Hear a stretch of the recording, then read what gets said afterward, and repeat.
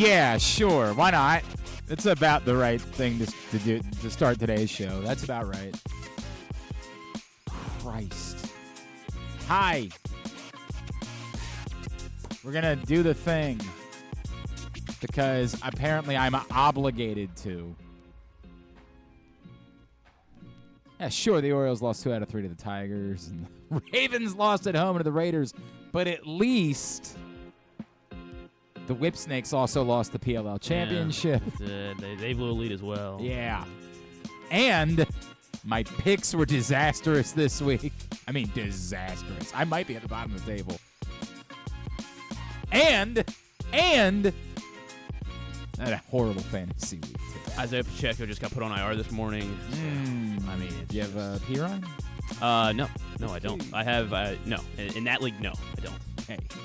I think my hope is, I guess, Kenneth Walker stays out so I can keep starting Charbonnet. The number of guys I just woke up to that weren't playing this weekend in one of my between A.J. Brown, the number that I kept looking at one of my teams why is my projected total down? And then I would find out A.J. Brown wasn't playing. Evan Ingram wasn't playing. Somebody else, I've already forgotten. Oh, Kenneth Walker, just waking up. I just had them all. I'm like, what the hell is going on over here? The answer is I'm losing. Picked all the wrong guys. I had 3 choices to pick up on the wide receiver market. I could have picked up Quentin Johnston. Would have worked out pretty well. I could have picked up Yoshi. Would have worked out pretty well. Yoshi Voss. Or I could pick up Greg Dortch. Guess which one I picked up? I guess you picked up Dortch. His team scored 1 million points. Not to him, though. No! Didn't need him. Maserati Marv. Hi. Glenn Clark. I did have Alvin Kamara in one league. That right. Felt good. Good for you. That was about the only good thing that happened. Yeah, that's about it. That and the Terps. Yeah, Maryland won, so we got that going for us. I think it's the only pick I got right this weekend, by the way. Christ. Today's show brought to you by Project Gameday. If you missed Project Gameday, it got a little I don't know, spicy. Seemed like it was about to come apart at the seams there at the end. Everybody was we're all very frustrated. Everybody's very frustrated. You love this. No, not even a little bit. God, that's the dumbest take in all of it. You guys love it when the teams lose. Yes, what we love. Everybody really wants to tune in when the teams lose. It is the dumbest of the dumb. Because we all think that sports talk radio is lowest common denominator, and I get it. In many cases it is. It's a genuine belief that people have. That it's fun when people want to call in and fire the coach. No. Average people check out. I don't even blame you. If I were you, I wouldn't want to tune in to listen to this today. No, stay. Yeah, I mean, I get it. I should. But I understand. You wanna relive your puppy getting shot?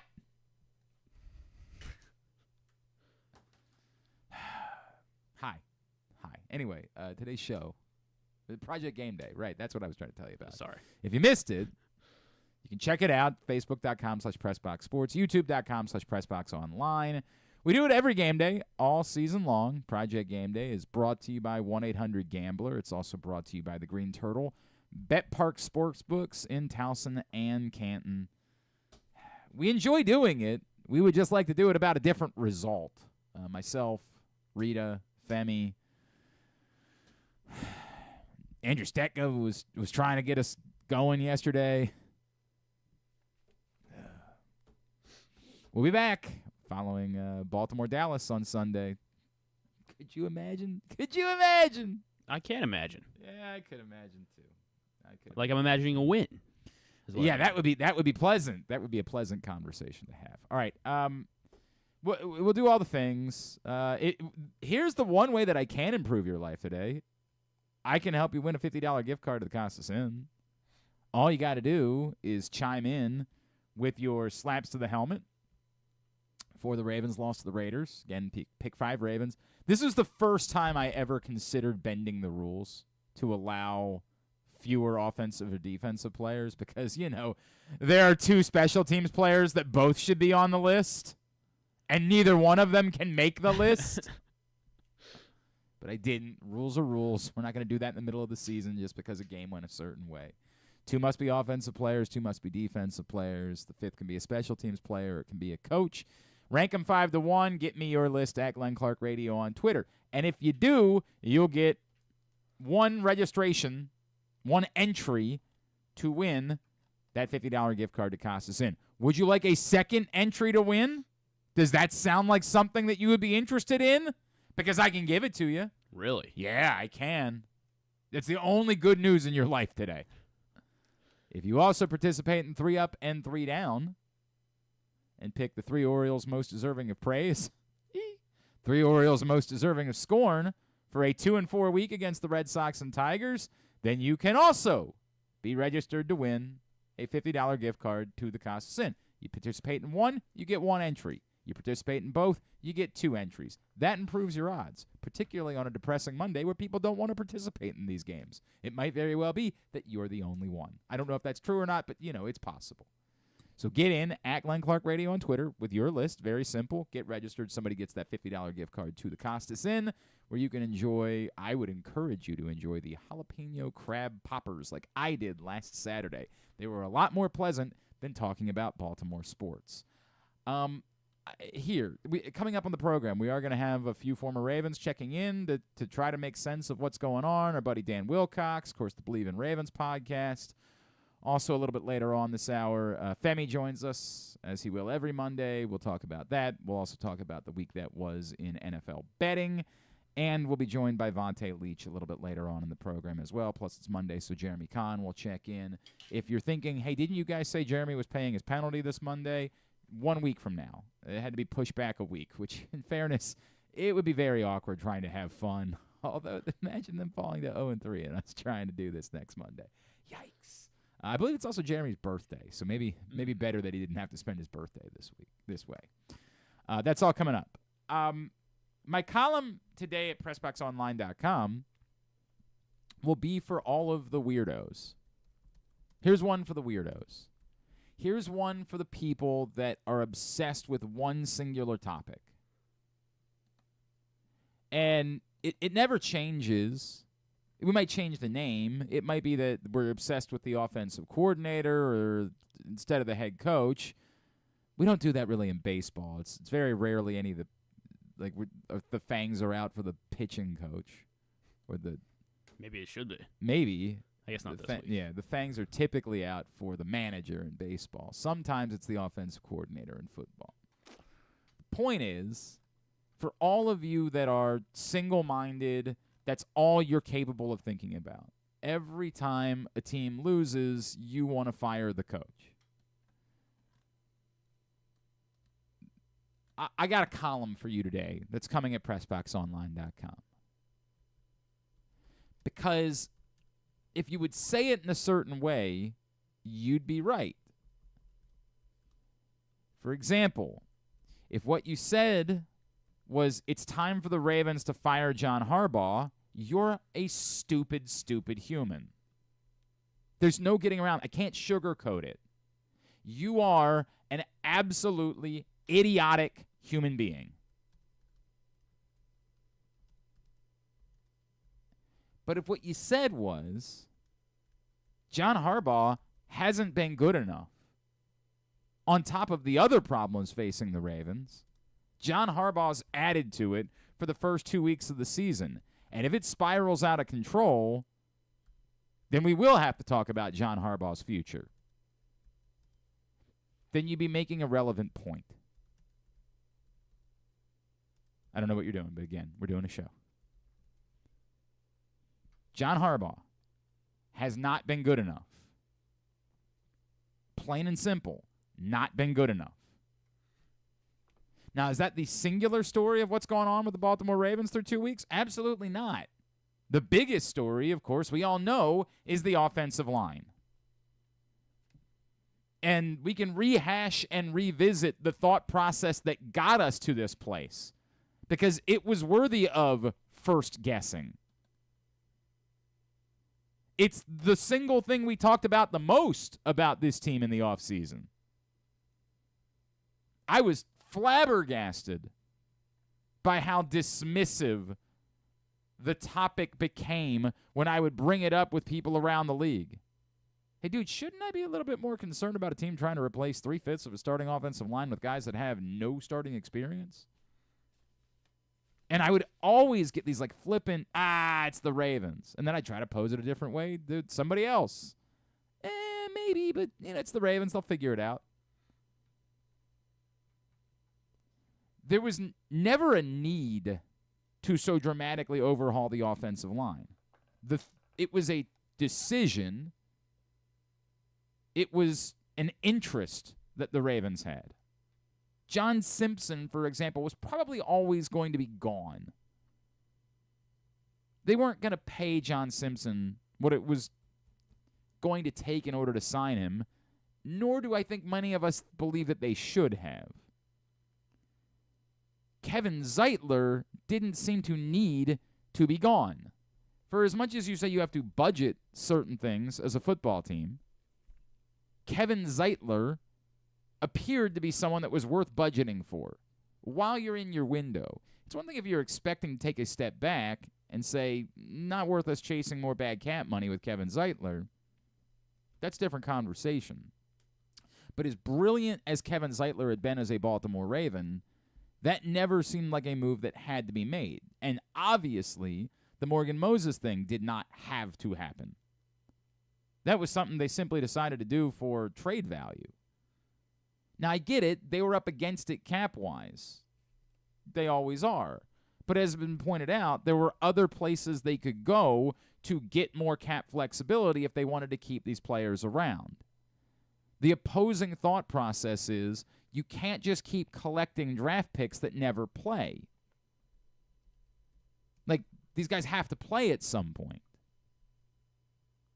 You got to figure out if they can or not. And that's understandable. You use draft capital on certain players. You can't just continue to wait forever to see if they're football players or not. You've used the capital. Now, does that mean that you had to draft Roger Rosengarten? Not at all. But once you made the decision to move on, it seemed like you kind of had to draft. You pigeonholed yourself. You needed to come away with a high-level offensive lineman early in the draft. But these other guys, you made the decision that you made on Voorhees. You used fairly early capital on Daniel Fa'alele. You made those decisions. The argument is at some point those guys have to play in order to get an answer. But did you have to overturn 3/5 of your starting offensive line? Or maybe was there a better in-between option where you could be more comfortable with the line on the whole, but yet still go ahead and look? If everything else stayed the same, if Kevin Zeitler and Morgan Moses were still here, and the only one that you switched was Andrew Voorhees replacing John Simpson, I don't think we'd be having the conversation that we're having today. But we can't do anything about that now. They made the decision that they made, and they are paying like hell for it today. Now, it's possible that within 6 weeks, we'll be having a different conversation. Maybe we'll see more of Roger Rosengarten, and he'll look the part, and he'll solidify the right tackle position. Maybe at some point, Daniel Fa'alele will grow into the right guard job, or they'll give Ben Cleveland another shot, and Ben Cleveland will get comfortable. I don't know. It's alarming that they don't want Ben Cleveland to play when they don't have good options. It suggests that they know that Ben Cleveland is somehow a worse option, and that is terrifying. But it's not always that simple, and I acknowledge that. Andrew Voorhees probably at the moment is the least of your concern. Or maybe if you move to Rosengarten, as I suggested on postgame yesterday, Patrick McCary could slide over and be your right guard.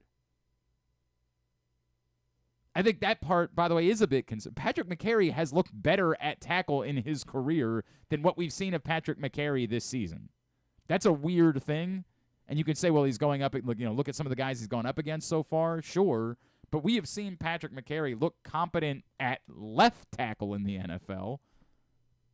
It's alarming that he has struggled this much at right tackle. It's almost bizarre. The point being, perhaps those things can get solved down the road. But in the meantime, your margin for error is dramatically lower because the offensive line is such a work in progress, if I'm being nice. The margin for error that you have as a football team, is dramatically smaller because of the growing pains that you're dealing with on the offensive line. And when that's going on, you cannot afford to be doing things like pissing away timeouts. You are not good enough. And it's not just that you're not good enough against the Chiefs. You're not good enough against anyone to continue to think that you can just piss away timeouts and it's not going to matter. And whether it's pissing away timeouts last week in Kansas City because you don't have the right personnel on the field, or whether it's pissing away timeouts because you just want to hope that maybe there's something that could be overturned despite the fact that there's nothing about a play that says it's going to be overturned. Enough. And yeah, the weirdest of the weirdos, the dumbest of the dumb people that harp on we're 17 years into this with John Harbaugh and this stuff keeps happening, they're right. There's no defending it. There's no, yeah, but it was a high leverage. No. If your operation can't figure out this isn't going to get overturned and timeouts are too important in a sport where the games regularly come down to what happens in the final 2 minutes. If you can't get an operation together that can fix that, then everyone's got to go. And it's not just the Ravens. I acknowledge. You sit down and watch some of these the number of times that someone is challenging something out of pure hope. The Chicago Bears last night on the Kyler Gordon interception that we all saw was not going to be overturned. That ball hit the turf. As was pointed out, it hit the turf twice. It's the Texans hoping that a Stephon Diggs sideline play is going to be overturned. It's not. Now, they actually did get the benefit of like an extra half a yard out of it, but they still lost their challenge and lost their timeout. Now, they didn't need it. The Bears needed theirs. They got the ball back miraculously, despite the fact that they have no offense. They got the ball back. Their offensive line is about as good as the Ravens. The Bears got the ball back with a chance to go win the game. Got a huge chunk play, but then had to race up to the line. They needed a timeout. They got sacked. They needed a timeout. They didn't have one to take. The timeouts are too valuable for these teams to keep pissing them away. And that's their problem in Chicago, but in Baltimore, it's our problem. Timeouts are too important. And whether it's because you can't get your team to stop looking at the screen and line up and play,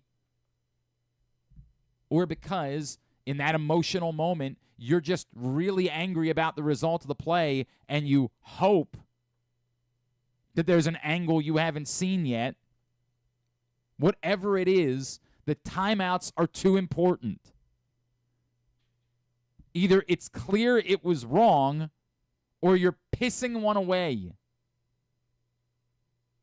17 seasons in, it's inexcusable. But it's borderline criminal when you know your team isn't good enough. And yeah, we could talk about all the other stuff. How long it took for them to start chipping Maxx Crosby. That's nuts. Nuts. But I'll put that a little bit more on Todd Monken. Like, I don't know what the thought process is there. Why did it take until halftime? We can question whether or not they should have been running on first or throwing the ball on first down when they got the ball back after the game was tied. It's a fair question. but I also don't think that you're assuming that you're going to get sacked and lose 9 yards in that spot. What I can't debate is this timeout nonsense. The penalties are bad too, but as we've seen, a lot of them are debatable, to say the least. I mean, the Brandon Stevens one, what are we doing? But the timeout thing is inexcusable, plain and simple. And this team isn't good enough for that to simply be something that you can say, whatever. The offensive line problems are so significant that can't happen. They have to be better in the margins. They cannot make these types of mistakes. And it's one thing for young players to make mistakes. It's another thing for a 17th-year head coach to be giving away timeouts. It can't happen. And there's no smug response that can make up for it. The answer is, we screwed up. The operation should have been better. We got to be ready to line up and play there. We got to be ready to go. Now, again, those of you that are like, well, it's time to fire the coach, just stop. You're embarrassing yourself, your family. Stop it. Seek help. That doesn't happen. The most dysfunctional organization in football doesn't fire their coach after 2 weeks. Stop it. But there's nothing wrong with saying this isn't good enough. And John Harbaugh is failing this football team right now. And if it does continue, then we are going to have that conversation. Period. The wheels come off. This continues. Dallas game, Buffalo game. These same issues keep happening. Then we are going to have that conversation. It's going to come. The time will get here, unquestionably. PressBoxOnline.com. At some point today, that column is coming. Fun day. Fun day. Let's try to make some more sense of it. My man, former Ravens tight end, one of my favorite humans, he's back. The podcast, Believe in Ravens, is back up and running. And let's see what he thinks about everything that's gone on through the first 2 weeks of the season. He is our buddy Dan Wilcox, and he's back with us now here on GCR. Dan, what's going on, brother? How are you? I'm good, Glenn. How are you, sir? Well, I'd be better. I'd be better if the Ravens weren't losing at home to the Raiders, brother. You know how this goes. Let me start big picture. Right now, today in Baltimore, the sky is falling because you're not supposed to lose at home to Gardner Minshew, although they've now done it in back-to-back seasons. How bad really is it for the Baltimore Ravens at this moment? I don't think it's that bad, Glenn. I'm a believer in the Ravens, through and through all day long, man. So I think this thing for me is it's the same conversation we had last year. This is preseason for the Ravens right now. These first 4 games are like preseason. We lost 4 games at the beginning of the season last year. We was all flustered and frustrated, and then we went on that run and ended up in the AFC Championship game. So I'm going to say this is going to be that same type of situation. The coaches need preseason. The player needs preseason. The players don't get a chance to play at all, so we still knocking off some of the rust and some of the dust. And all our guys, this is only 2 games for Lamar and company, and I'm just going to pray that we're gonna pull through this thing with flying colors. And, I agree with you, Glenn. I heard you screaming and cursing everybody out just now about this coaching thing. And I've been saying for 2 years talking to you about this thing, man. We're making some horrible decisions coaching-wise, and coaches got to do better. You got to put the guys in situations to be successful. And I agree with you 100% on the coaching thing. We got to do better coaching. We got 2 games that we could have won if we just coached better, period. I think that's true. I think that's realistic, Dan. And it just can't happen. It's inexcusable. I cannot fathom, and it's not just the Ravens because I watch other football games. I just can't fathom how we haven't recognized the significance of these timeouts. That this is the NFL. These games are coming down to what happens in the last 2 minutes overwhelmingly.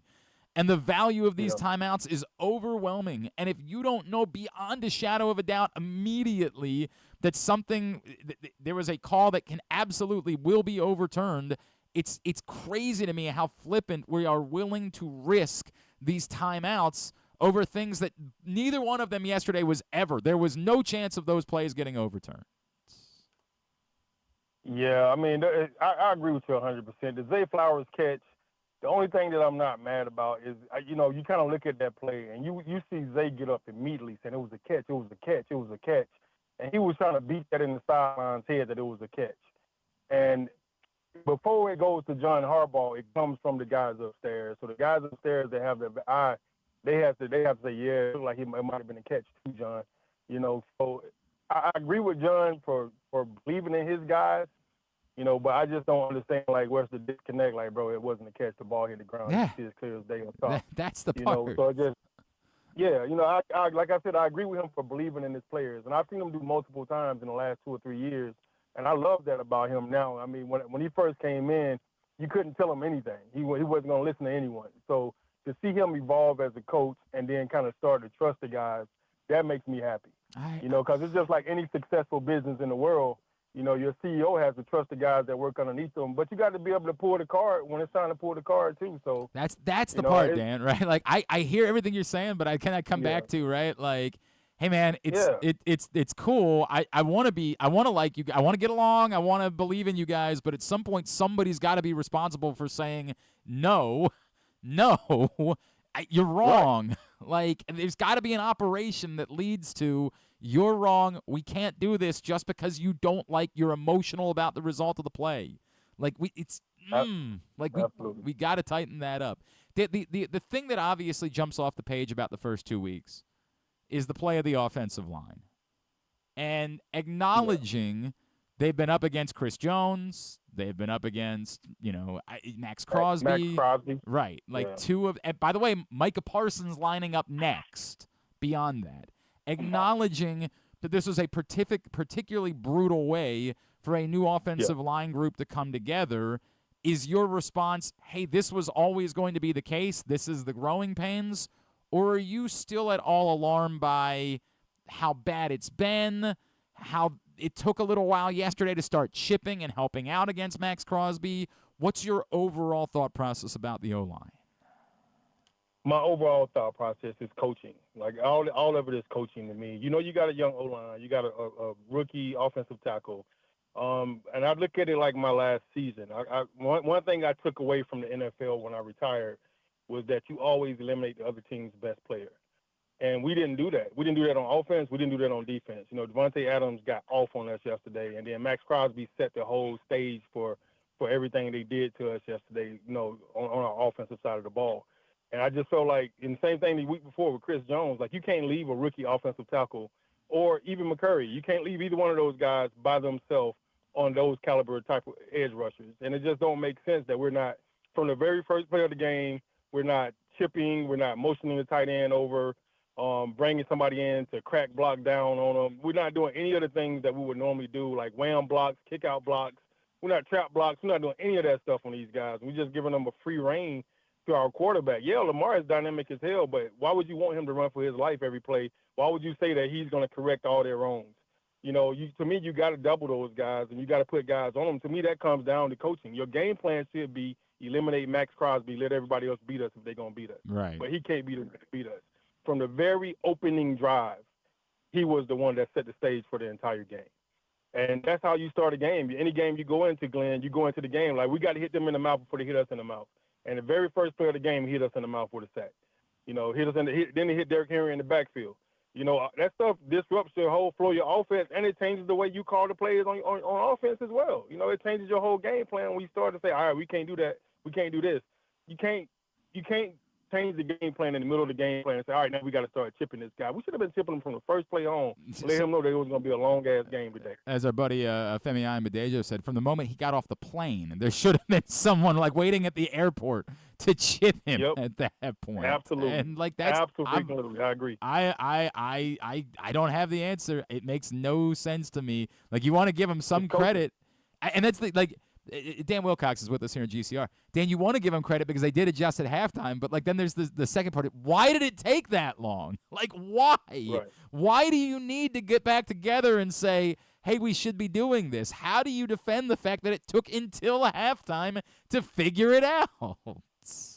I mean, everybody in the league know that Maxx Crosby is a game wrecker. Why would you even put your guys in a situation where they get taken advantage of that in that manner? I couldn't mentally in my mind, I couldn't fathom that we would come in and not chip him and not double him the entire game. Just let him run free and just wreak havoc in our backfield the entire game was absolutely mind-blowing to me to see that firsthand. And you have to, as a OC, as a DC, you have to eliminate the best player. Like Marlon Humphreys tonight and the Stevens, they should not have to be on Devontae Adams one-on-one the entire game. And nobody should have had to block Maxx Crosby one-on-one the entire game. Not a tight end, not a tackle, nobody. We should have doubled him the entire game. If you're going to beat us, you want to beat us with your best guy. And, if you're going to put a guy in the Pro Bowl, it need to be our guys. We need to be putting our own guys in the Pro Bowl, not put another guy, another team player in the Pro Bowl. We literally just put him in the Pro Bowl off his second game of the year. So it's too much crazy stuff going on for me right now. When I say coaching, to me, all the stuff that I'm talking about right now could have been eliminated with coaching and understanding the assignment. There's no way that you don't respect their players. And who was it? Which coach? Was it Herm Edwards that said they are who we thought they were? No, it was the legendary Dennis Green, of Dennis course. Green, yeah, that's right. Let Dennis him off Green, the hook. Coach, yep, we are who they thought we were. Maxx Crosby is who everybody know he is. Why would you not block him? So it's Chris Jones, same thing. You just seen him last in the AFC Championship game. You know exactly who he is, so why would you not block him? Why would you not double him the entire game? Why would you put your young guys on somebody of that caliber? And it doesn't get better this week. You're right, Max, with 11 coming off the edge. Yeah, Micah Parsons, obviously, you head down to Dallas. How do we talk like adults about Justin Tucker, Dan? How do we handle this? Because it's both a combination of his struggles on long kicks, and you'd want to say, right, but they are long kicks. However, you look around the league, and we've never seen a time in the history of the league where more 50-plus yard kicks are being made. It's routine. What Tirico said last night, it's like a 300-yard drive anymore. Everybody can do it in golf. Not me, obviously, and that's not the case. But all the golfers can do it. How do we talk about this? Because it is real. It's a thing. I don't know what to make of it because I don't think the answer is Justin Tucker's washed. It's not like he's coming up short on these long kicks, but it is really bizarre to watch this unfold right now. I don't really think it's a big deal. I really don't. I think he'll come along as the season progresses. He'll get better and better as the season goes on. I mean, he's been so phenomenal for so freaking long. He missed a couple of kicks. So what? It's Justin Tucker. Yeah, he's won more games than he's lost for us. That's for sure. I mean, you hate this game because you lose by 3 and you missed a field goal. Right. That at least puts you in a tying situation versus a losing situation. So I mean, you hate it on this game, but I mean, it could come back and hurt you in the long run. But at the end of the day, dog, it's Justin Tucker. I mean, you take the good with the bad with him. He's been phenomenal for so freaking long. You got to give him. You got to get he. Like my wife always tell me, give her some grace when she does something or says something wrong. You got to give him some grace, dog. It's Justin Tucker. I appreciate that. I appreciate it. Right. Normally, by the way, it's the other way around in my marriage, Dan. I'm normally the one that has to ask for some grace. I'm normally the one that has to be like, look, I know I screwed up. I understand I was supposed to do that thing, and I didn't do it. But please remember, it's me we're talking about. You love me, right? And she says, sometimes. Yeah, it's usually me too, man. But when she mess up, I be letting her know right away because she be on me so hard. I be like, man, it's my turn. I got to get one in. Get one in. I got to. One of the things that a lot of people brought up yesterday, after such an explosive game against the Chiefs, surprised there wasn't a more determined effort to get the ball into Isaiah Likely's hands yesterday. No, I mean, I think Mark Andrews is your guy. I think you see Isaiah Likely do these dynamic things that he does, and then I think you want to forget about Mark Andrews because he had an injury last year. But Mark Andrews is still that guy. You got two of the best tight ends in the league, and it's hard to try to get the ball to everybody. I think that's part of Monken's problem. Like he's he's so oversaturated with talent right now. You got 2 tight ends that could be starters anywhere and be number 1 tight ends in the country. And then you got Zay Flowers at receiver. You got Aguilar that's a dynamic number 2 receiver as well. You know, don't forget about Rashard Bateman, who's your deep threat. You know, and then you turn around, and then in the backfield you got Derrick Henry and Justice Hill, and you got to try to figure out how to get them the ball. And then you got the most dynamic quarterback in the NFL that you got to try to get him the ball sometimes too. You know, so I think as an OC, he maybe he overthinks it a little bit too much, and he tries to figure out how to get the ball in these receivers' hands so they don't all get grumpy and angry and, you know, and start to be resentful. You know, but at the end of the day, man, you just got to win games. You know, you got to find a way to win games. Like John Harbaugh was saying, we didn't bring Derrick Henry here to, you know, to give him the ball 30 times. The guy gets better as the game goes on, and D linemen get wore down and linebackers get wore down. He gets stronger as the game goes on. You know, so if you don't give him 25 carries a game, then, you know, I'm kind of scratching your head like, why you bring him here? We should have got Saquon Barkley. We should have got somebody different. I don't know. You got to give him the ball as much as possible for him to be a real problem. And if we start getting up on people, then you should get a heavy dose of 22. As soon as we get a 2 touchdown lead, heavy dose of 22 every game. You know, Dan, it was one of the things, like, they're in an era where you have both Lamar Jackson and Derrick Henry in your backfield. It is to lose a game that you had a double-digit lead in the fourth quarter. Like, that math should never be mathing. Like, there's just no way that a team with Lamar Jackson and Derrick Henry should ever be blowing a double-digit lead in the fourth quarter of a football game. It should be the ultimate closing situation. And yet here we are. Here we are. This is what we're doing. All right. You guys have the podcast is back. Yes, sir. Tell me all about it. All right. So I got a good friend of mine, Matt Trigger. He's a local guy, Baltimore native, man, and he's joined me this year for the Believe in the Ravens podcast. We're going on season 3 with the Believe in Ravens podcast on the Believe Network, and you can find us on any podcast platform there is. And we cranked up. We've already put the new episode out after the game, and you can hear my frustration on there. You can hear Matt's frustration on there. Go ahead, Glenn. No, I if I'm hearing what I'm hearing from you right now, I can only imagine what you're saying on the podcast. Yeah, man. I mean, it's frustrating. It really is. It's frustrating. But at the end of the day, when you lose games, you got to point the finger at somebody. You know, unfortunately, people are pointing the finger at John Harbaugh right now. And, you know, and to me, I've been saying for 2-3 years in a row, you know, coaching. These are moments. Remember we lost the game against the Dolphins in the fourth quarter with our defense with a new D coordinator? And everybody was like, man, Mike McDonald sucks. Now everybody wish Mike McDonald was the head coach. So crazy how this stuff works, man. Like your emotions get involved and you start blurting out stuff too early, too fast, and all that stuff. I think Harbaugh's done a phenomenal job. You know, sometimes I feel like he got to step in and put his foot down, like, bro, we're not doing that.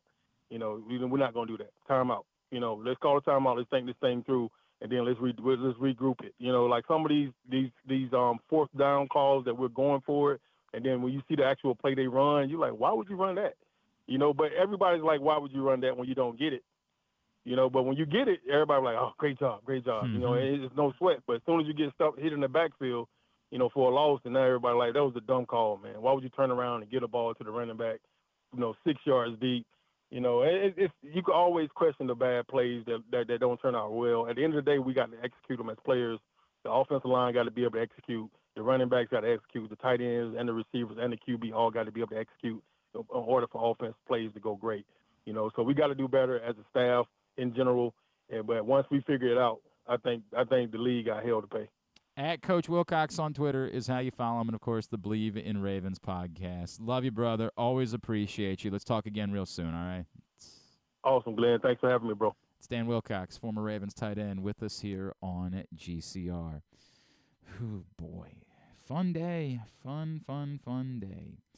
Today's show also brought to you by the print issue of Press Box. That's Kyle Hamilton on the cover, Bo Smolka with a great cover story. It's available for free at your neighborhood Royal Farms, any of the hundreds of locations around town where you find Press Box.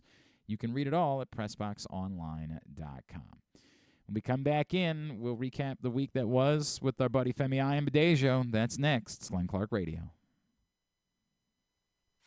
Brace yourselves for an unparalleled in-person betting experience at the Green Turtle Bet Park Sportsbook and Bars in Canton and Towson. Experience the thrill of live betting with Baltimore's only state-of-the-art Vegas viewing TV experience. Choose between our on-site tellers or the convenience of our self-bet kiosks to place your bets. Gather your betting buddies and head over to the Green Turtle Bet Park Sportsbooks today. Green Turtle Bet Park Sportsbooks in Towson and Canton. The ultimate destination for game day excitement, great food, and live in-person betting. Must be 21. Please play responsibly. Gambling problem? Go to mdgamblinghelp.org. Hey Baltimore, it's number 10, Arthur Millette, and I'm hoping you'll slot us in all season long for the Arthur Millette Show. We'll be traveling around the region all season, giving you the chance to get to know me and my teammates. There will be some football talk and a lot more. You can watch this show live on Pressbox's Facebook and YouTube pages and listen every Friday night on 105.7 The Fan. Find out more at pressboxonline.com/Millette. The Arthur Millette Show, the only show in town that's a work of art. The next Arthur Millette Show is Tuesday, October 1st at the Green Turtle in Towson. It's brought to you by Easy Pass and 1-800-GAMBLER. Whether your focus is luxury and comfort, convenience and technologically advanced connectivity, or sporty performance and aggressive styling, we've got the perfect Highlander for you. Check out buyatoyota.com for deals on new Highlanders from your local Toyota dealer today. If you're looking at your old boiler with a jaundiced eye, it's time to call A.J. Michaels. You'll save 50% of your energy, get a $600 rebate, and an 18-month no-interest energy loan. Find us at ajmichaels.com. That's ajmichaels.com. The ultimate fan experience awaits you at Sports and Social Maryland. See how we're raising the sports bar with our massive 100-foot media wall featuring 40 HD TVs and a 47-foot big screen. Bet on your favorite teams and this year's biggest events at the FanDuel Sportsbook while enjoying your favorite beers and cocktails, plus our delicious takes on bar food classics. Visit Sports and Social at Live Casino and Hotel Maryland at Arundel Mills. Must be 21. Gambling problem? Call 1-800-GAMBLER. The drug scene in Maryland is changing. Fentanyl and xylazine are being added to street drugs, and you may not even know it. Xylazine is not even intended for humans, and fentanyl is an opioid 50 times stronger than heroin and contributed to over 80% of overdose deaths in our state. Anyone who uses drugs, even occasionally, is at risk of overdose. To learn more, visit stopoverdose.maryland.gov or call or text 988. Gambling can be a fun and entertaining experience, but there are risks involved. If you're planning on betting on the game at the casino or on your phone or computer, know your limit, stay within it. Set a budget and a time to stop. Remember, gambling isn't a financial solution, and it doesn't mix well with alcohol or drugs. Know the risks and have a plan before you begin gambling. For free and confidential services, call 1-800-GAMBLER 24/7 or go to helpmygamblingproblem.org. Driving in Maryland? Did you know an Easy Pass from DriveEasyMD.com can save you time and money? Of course you did, because you are a thrifty driver. An antenna reads your Easy Pass transponder and automatically deducts the toll from your Easy Pass account. There, you just saved money with Easy Pass, all without slowing or receiving a notice in the mail. Well done, thrifty driver, well done. Get your Easy Pass at DriveEasyMD.com. Contrary to what some people believe, I actually like this guy when he sleeps. Glenn Clark, talking sports. Tyler Huntley, no longer a Baltimore Raven. He has been signed off their practice squad by the Miami Dolphins, who, of course, are dealing with the Tua Tagovailoa situation. If you missed it over the weekend, apparently Tua is not planning to retire, but when he might be on the field again, we don't know. Skylar Thompson will be the starting quarterback for the Dolphins until then, but they have signed Tyler Huntley off the Ravens practice squad to their active roster to give them depth behind Skylar Thompson as he starts. So Tyler Huntley no longer a Baltimore Raven, if that is of interest to you. Coming up a little bit later on today, Stan the Fan Charles, Ross Grimsley, Luke Jackson will be getting together about 5 o'clock. Facebook.com/PressBoxSports, YouTube.com/PressBoxOnline, PressBoxOnline.com/video. If you think talking about the Ravens this morning is pleasant, imagine how pleasant it'll be to talk about the Orioles. That's what they'll be doing today. Well, they won a game this weekend. They did. That's a good point. Yeah. That's a good point. In comparison, I guess you would say it was a better weekend. I guess. I'm not Yeah. really sure what you would say about it. It wasn't good. Nothing is good. The Orioles 3 games back of the New York Yankees as they get ready for their final homestand of the season. Final homestand of the season, starting tomorrow night against the Giants. And, somebody brought up to me, like, how uncomfortable it's going to be if they clinch, like, because I think this week they can clinch a playoff spot. Like, did they do the champagne thing? Because what an Maybe awkward if they win, right? Like, yeah, what an awkward scene. Hopefully lands on their 1 win this week. Yeah, my God, what an uncomfortable scene it will be doing the What's the magic number? It's like 5 or 6, something like that. I don't remember. Things aren't good right now, Griffin. They're not? Let's see how things went for BetYard AI this weekend. Our next guest, of course, Super Bowl champion. He's part of our Project Gameday Postgame shows here at Press Box. He is the great Femi Ayanbadejo, and he is back with us now here on GCR. Femi, what's going on, brother? How you doing? Griffin, Glenn, how are we today? Well, as you'd imagine. As you'd imagine, things aren't great.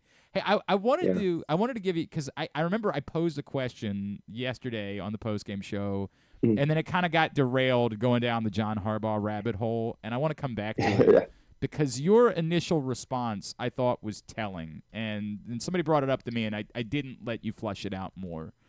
The fear that this could snowball a little bit, that this could get away from them before there's been enough time to get things situated on the offensive line, to figure some of these things out.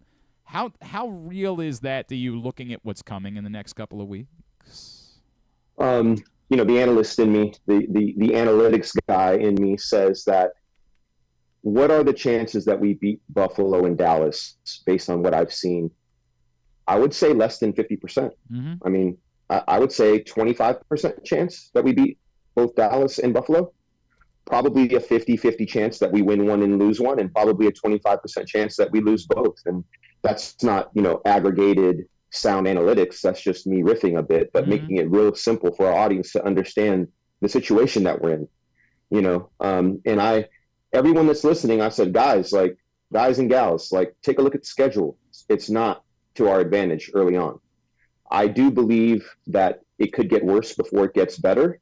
But we know that people outside of winning drive will lose their damn minds. I'm not losing my mind. I think, Glenn, you and I were pretty level-headed yesterday. I think. And actually, I commend you, dude. You put yourself out there yesterday in a really good way. Like, you chastised the children in the chat in a way that I was like, man, he's doing some work. Like, that's something I would normally do. But let him do that today. I'm happy that you took that on. Femi, it's funny because it's gonna end up coming off like I'm talking out of both sides of my mouth a little bit. Like I have a column coming today for Press Box that's about where I think John Harbaugh has let this team down for the first 2 weeks of the season, and I believe that. But I know, and I still it's that doing this bit where it's just always fire the coach is so it's. There isn't a word that I come up with for how boring it is. It's just stupid. It's lazy. It's lazy. It lacks nuance. And the bottom line is, when I speak, I've got like 10 filters that I look at things through. Yeah. And depending on the filter that I'm looking through, all things can be simultaneously true. Correct. I can very easily say that, do I like the challenges and the use of timeouts over the last 2 weeks? Absolutely not. I think it's been substandard. Yep. Substandard. It's cost us games and time on the clock, no doubt.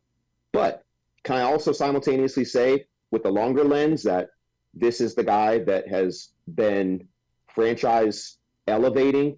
Coach Billick took this organization to a level with that front office, with a lot of those front office folks still there, and then further elevated them with Coach Harbaugh. Is that also true? Absolutely. Does he deserve some time to figure it out? They went the youth route with the offensive line, which to me, championships are built in the trenches, offensively and defensively.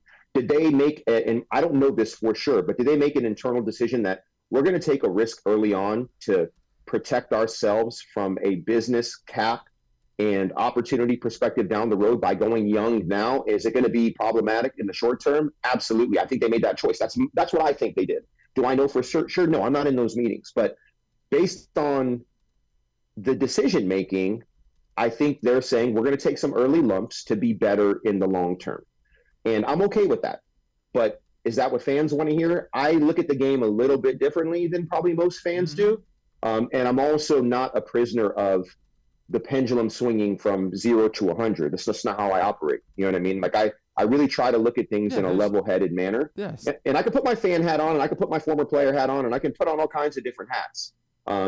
But we are way, way, way far away from talking about anybody getting fired. I just think it's ridiculous, and it's a little bit lazy in my opinion. And I appreciate the nuance. I think it is fair to say that there can be reason for concern that, yes, even if you did say, hey, we're going to sign up for taking the lumps early on, if it really gets bad, this can get away from you. And I think that's what you and I are alluding to. Like, it's possible. And that, I think, is kind of the point of my column is next week you can't piss away timeouts. You can't do it. You've got to acknowledge this team is not complete enough right now for us to hurt the team in the margins, right? Like the margin of error is so small because of the offensive line. You can't compound it with those types of problems. And let me ask you, these are my 3 takeaways. Yeah. And you tell me, and after having 24 hours to, well, not even 24 hours, but let's say 20 hours to think about it. Sure. We remember when Mike became the coordinator after he left Michigan and came here, and we all were concerned about how he was calling. Yeah, nobody was happy. But look what he ended up doing. He probably, for the short window that he had, he's probably one of the more high-performing coordinators we've had in a short window in Ravens history. I don't think anybody's going to disagree with that, right? And he found real amazing and unique ways to deploy guys in situations that match their skill set. Mm-hmm. And I know Zach saw him do that, but Zach's got to make this defense his own defense. And there's guys like Jadeveon Clowney that aren't out there, right? Like that. This is a little bit of a different defense, but this defense is going to have to carry this team early on. And Zach is going to have to grow up quick in regard to becoming a coordinator. And he's going to have to go through his growth phase as well. My number one concern is the use of Kyle Hamilton. I still feel like he's a Swiss Army knife with 7 settings, and I've only seen 2 of the 7 settings so far. Now, maybe I'm wrong. Maybe I'm wrong. I don't think I am, but maybe I am. Maybe I'm not looking at the coverages, the blitz strategy, the alignment. There was a particular play I remember late in the game, and I think it ended up being a huge completion. I think they brought Kyle from depth, but it was almost like he didn't get a jump on the snap, and had he been maybe 3 yards closer to the line of scrimmage or just maybe the timing, that was indicative to me of kind of where they are as a defense. Like he was just a step short from really putting pain onto Gardner Minshew. Like Gardner Minshew got that ball off and was a huge completion to Devontae, like a big play. And that to me is a little bit indicative of kind of where we are, just a step late and a step short. You know what I mean? I get it. And by the way, the defense in general has played pretty good. I just think they've been left out there in situations where in the past the offense would have had a little bit more ball control and the ball a little bit longer in important situations. And with the offensive line where they are, maybe Coach Monken doesn't feel like he has access to the full playbook right now. I don't know if he'll admit that. That's just what I'm seeing. I feel like we're kind of coming along. And are we going to catch up quick enough to be where we should be based on the expectations for this organization? Like I'm looking at ESPN right now, and you know what the heading was? Is Lamar to blame for the 0-2 start? Are you effing kidding me? I mean, really? That's their answer? Are you what the frick have you been watching? You don't want to cuss so bad right now. Right. It's Stephen A. Smith doing Stephen A. Smith type stuff. Yep. And Dan Orlovsky's defending Lamar, and Stephen A. is doing dumbass Stephen A. stuff. And so I'm just like, I can't take it. So you know what I've done? I am not paying attention to any social media. I'm not paying attention to any pundits. I don't give a damn. I believe in this team. I believe in this front office. I believe in this coaching staff. Is it rough right now? Absolutely. Could it get away from them? Absolutely. But until then, I'm going to stand where I stand. All right. So it was a rough week 1, and you acknowledged that for Backyard AI, and you took accountability, and you said you don't have to pay for it. We are. That was something that was bold to me. So how did week 2 go? We did really well in our baseline predictions. I mean, we actually have we were 9 of 13 games with 2 games that had a no bet scenario. So we basically hit 9 of our spread predictions on our baseline. It's pretty good. The concern is that it was really good. the thing is that the thing that we charge the most for is our high confidence picks. Yeah. And those still, to me, we need to hit 4 out of 5 of those every week, in my opinion, because that's what we've done in the past. We're right around 75%. We're not quite there yet. But I do think that we made a massive leap from last week to this week. So if you just took the baseline spreads, and we made Buffalo, we hit Buffalo as a kind of high priority baseline pick. We hit that. We also made the Chargers versus the Panthers a high priority baseline pick. We also hit that. I know most people are a lot more enamored with the spread than they are the point total.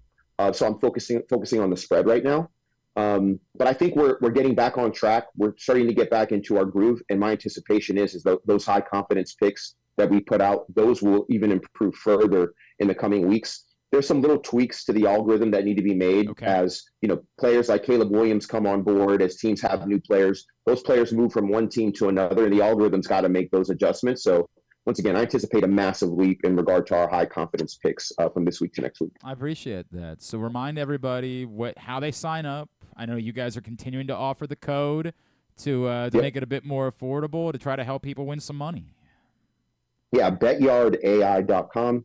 You sign up, you get a free week. We have 3 different tiers that you can choose from. You can use NFL 30 to get a 30% discount, and we have a performance guarantee tier that if we're not over 50% on our high confidence picks, you get a free week. betyardai.com, and check us out. We're doing some pretty amazing stuff in the space in regard to AI and predictive capability. I am really excited about it, and I think this week I'm going to take it for a spin, Femi. I think that's going to be the plan for me. Is I'm going to see if I can't, because things aren't going well for me, like in our picks league so far this season. I got to step my game up. It's been a rough couple of weeks. Let me give you guys something. So right now, it's not a high priority. It's not a high confidence pick. But we do have Atlanta covering versus Philly tonight. Ooh. Yeah. So for those of you, I think it's Griffin.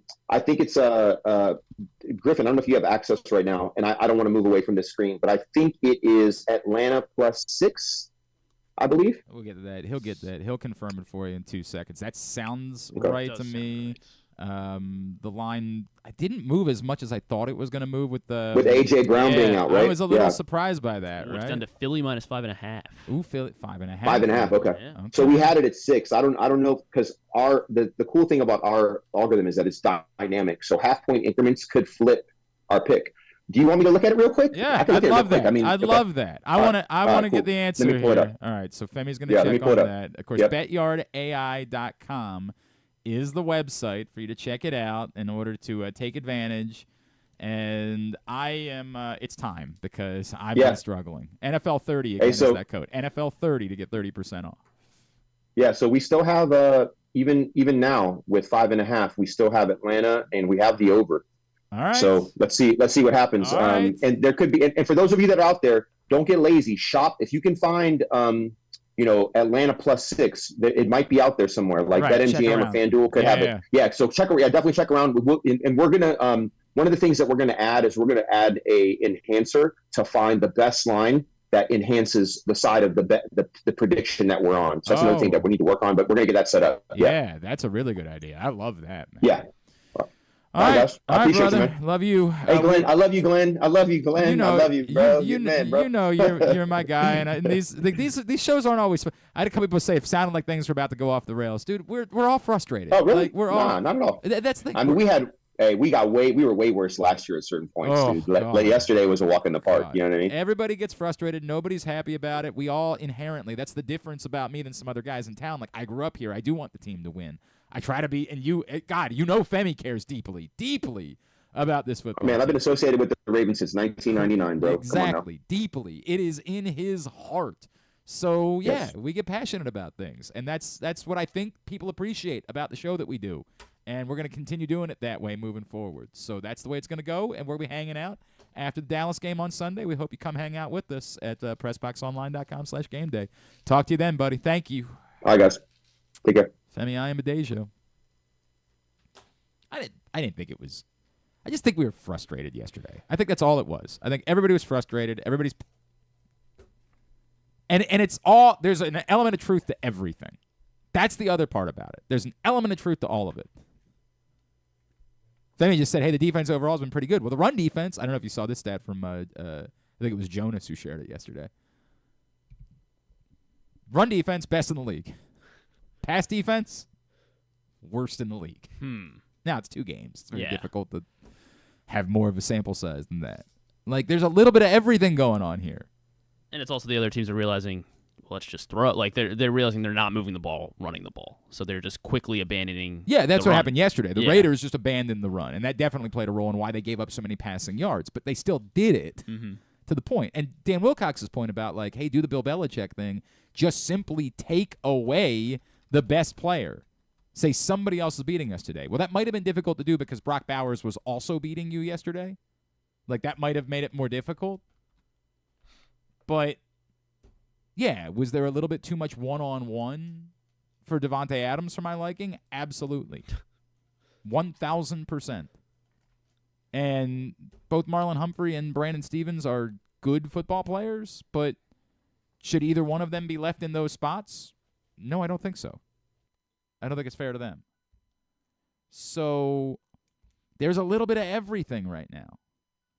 It also is worth pointing out that the team that you think you couldn't possibly beat next week is a team that just got throttled at home. Throttled. The Ravens haven't gotten throttled by anybody.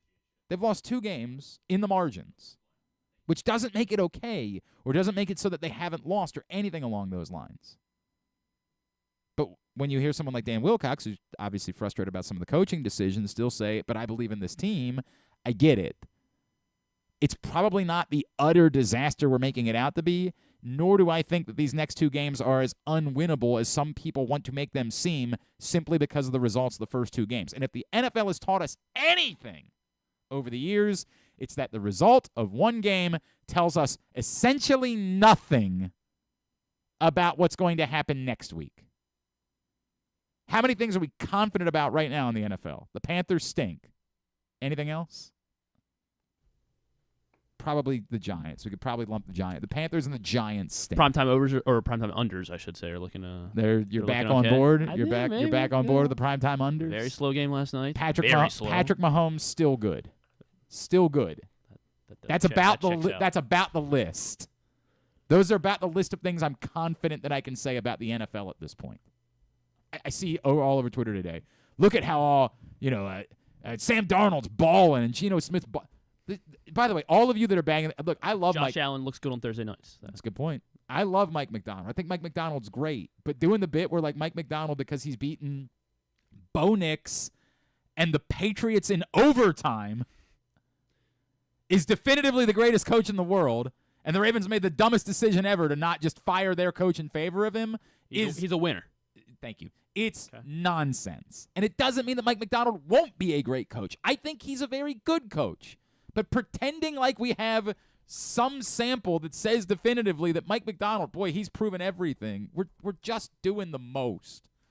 We're all auditioning to be on Fox Sports 1 by just saying the most outlandish things that we can possibly say 2 weeks into an NFL season. Really quick, because we're going to get Vonta Leach. Tell everybody what's going on at Live Casino in Hotel Maryland. At Live Casino this past weekend, if you were there, every time that Baltimore, the football team, or the Washington football team scored a touchdown. Unfortunately, Washington did not score a touchdown. They scored 21 points, 7 field goals.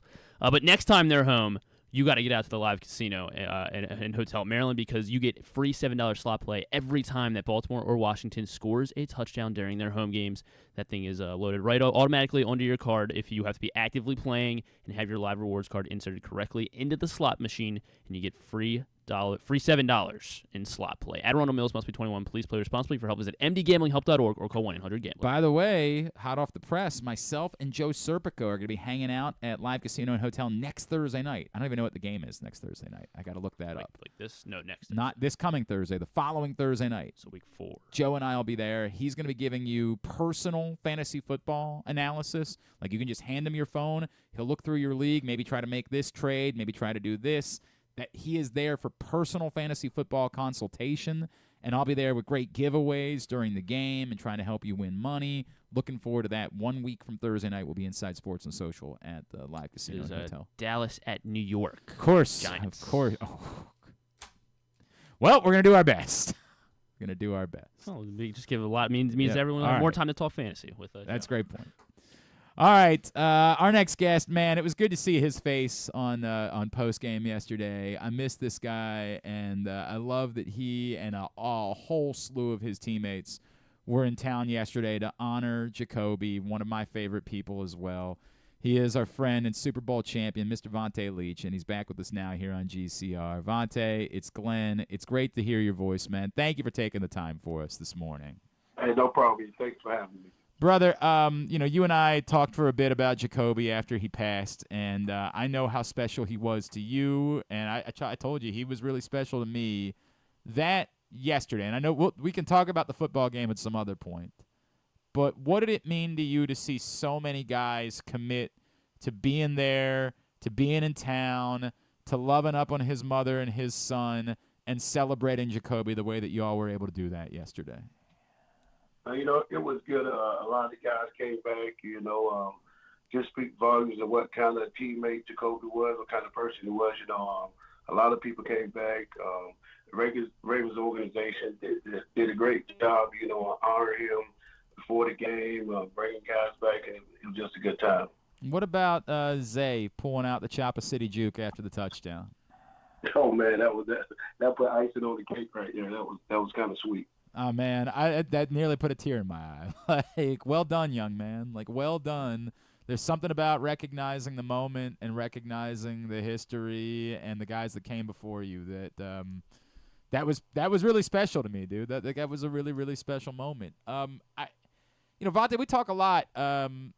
You guys now, the responsibility of carrying Jacoby's legacy moving forward.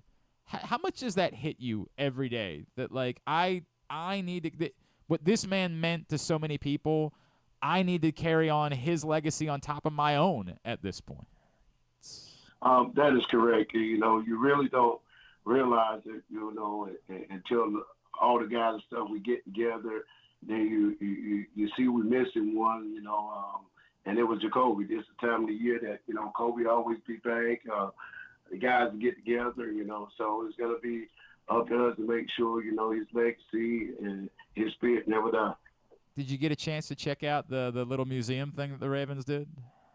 I didn't check it out, but I heard it's very nice, and I'm going to check it out. I didn't check it out. Man, I appreciate the fact that they did it. I appreciate the fact that they are taking on – like, they understand how much he meant to all of us, right? Like, that they want to continue to share Jacoby with us because we just love that dude that much. Correct. Jacoby was Baltimore, so that's correct. Man, that's a good way of saying it, right? Like, Jacoby really was Baltimore. And the impact that he had on this entire city, the number of times he went out of the way. How much have you heard about that since he's passed, Vonta? Like, how many times has somebody told you a story about an interaction they had with him, about a time he was just out one night hanging out with them? Because it feels like everybody in town has one of those stories.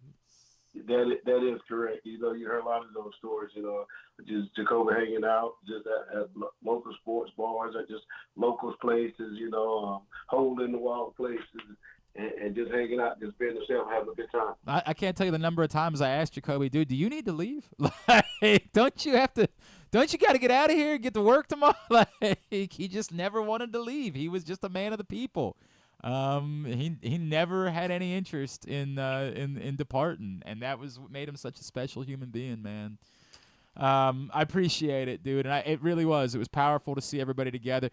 What can you tell us about, for those of us that didn't get to know Jacoby's mom, because I also know that it was really special, and our buddy Phil Walls was involved with trying to do some things to raise money for a foundation and providing scholarships. For what should we know about Jacoby's family and how we can continue to lift them up? Correct. The mom's going to continue, with Jacoby legacy, with the foundation, with the stuff with the work, the stuff that she's going to be doing with the foundation. Miss Emily, a great lady. I've been knowing her probably just as long as I've been knowing Jacoby. So that is family, a little Jacoby. The boys taking up time and stuff with him, and just seeing him. Like I said, we want his legacy to live on. It's a wonderful thing, man, and we're gonna miss him every day. But I appreciate what you guys are doing to keep his legacy alive. He is Vonta Leach, Super Bowl champion. He is with us here on GCR. Bro, what happened yesterday? what the heck is going on, man? I guess let me ask it this way: where is your level of panic on a scale of 1 to 10 about the Baltimore Ravens? Well, I think it's too early to panic, but we got to fix stuff. We got to fix stuff like yesterday. I don't think we can panic, but we got to fix. There are a lot of pieces that we got to fix, and I don't know what the game plan was. But there's no way you let Maxx Crosby come in and we're not chipping, we're not putting the tight end, fullback, somebody, to knock them off or do some game. I don't know what the game plan was yesterday. It's been brought up by a lot of people. This was the Bill Belichick thing, right? You always take away somebody's best player. That no matter what, we're taking that away. If you can beat us otherwise, God bless you. And Lamar brought that up a little bit in the postgame yesterday. Are you surprised the Ravens haven't adopted the come hell or high water, this guy isn't beating us, and we are taking them out of the game? Correct. That's correct. That is correct. So, like I said, I don't know what the game plan was, but we got to fix some stuff. Yeah. There's no doubt about. By the way, the actual quote for the record was. This is from John Harbaugh. We're always going to – no, sorry. I'm looking for the wrong one. I'll find the actual quote. I apologize. I'll get to that after we finish this conversation. Vonta, that all being said, the offensive line I think we all knew was going to be an issue because they were replacing 3/5 of their starters. Are you still confident that can get solved in the coming weeks, that's just about youth and inexperience and, within the next couple of weeks that can get fixed, and once it does, this team is going to be a lot better?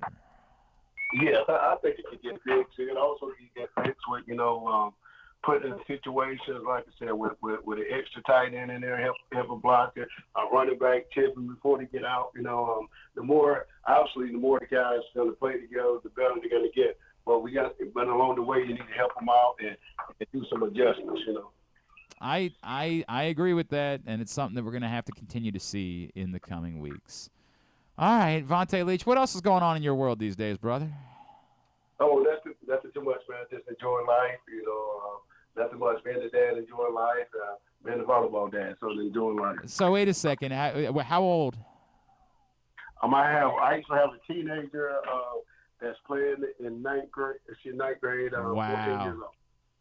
All right, so how good of a volleyball player are you, dude? Are you out there, working at the net trying to help her out? No, no. I send her the coaches that know about volleyball. Fair enough, man. Fair enough. Vonta, it was wonderful to see you guys out there yesterday and supporting and loving up Jacoby the way that you were, and we will miss him terribly. Thanks for hopping on with us for a couple minutes this morning, brother. Let's talk again real soon, all right? All right, appreciate it. It's Vonta Leach with us here on GCR, of course, Super Bowl XLVII champion. Appreciate him taking a couple of minutes for us. I'm trying to find this quote.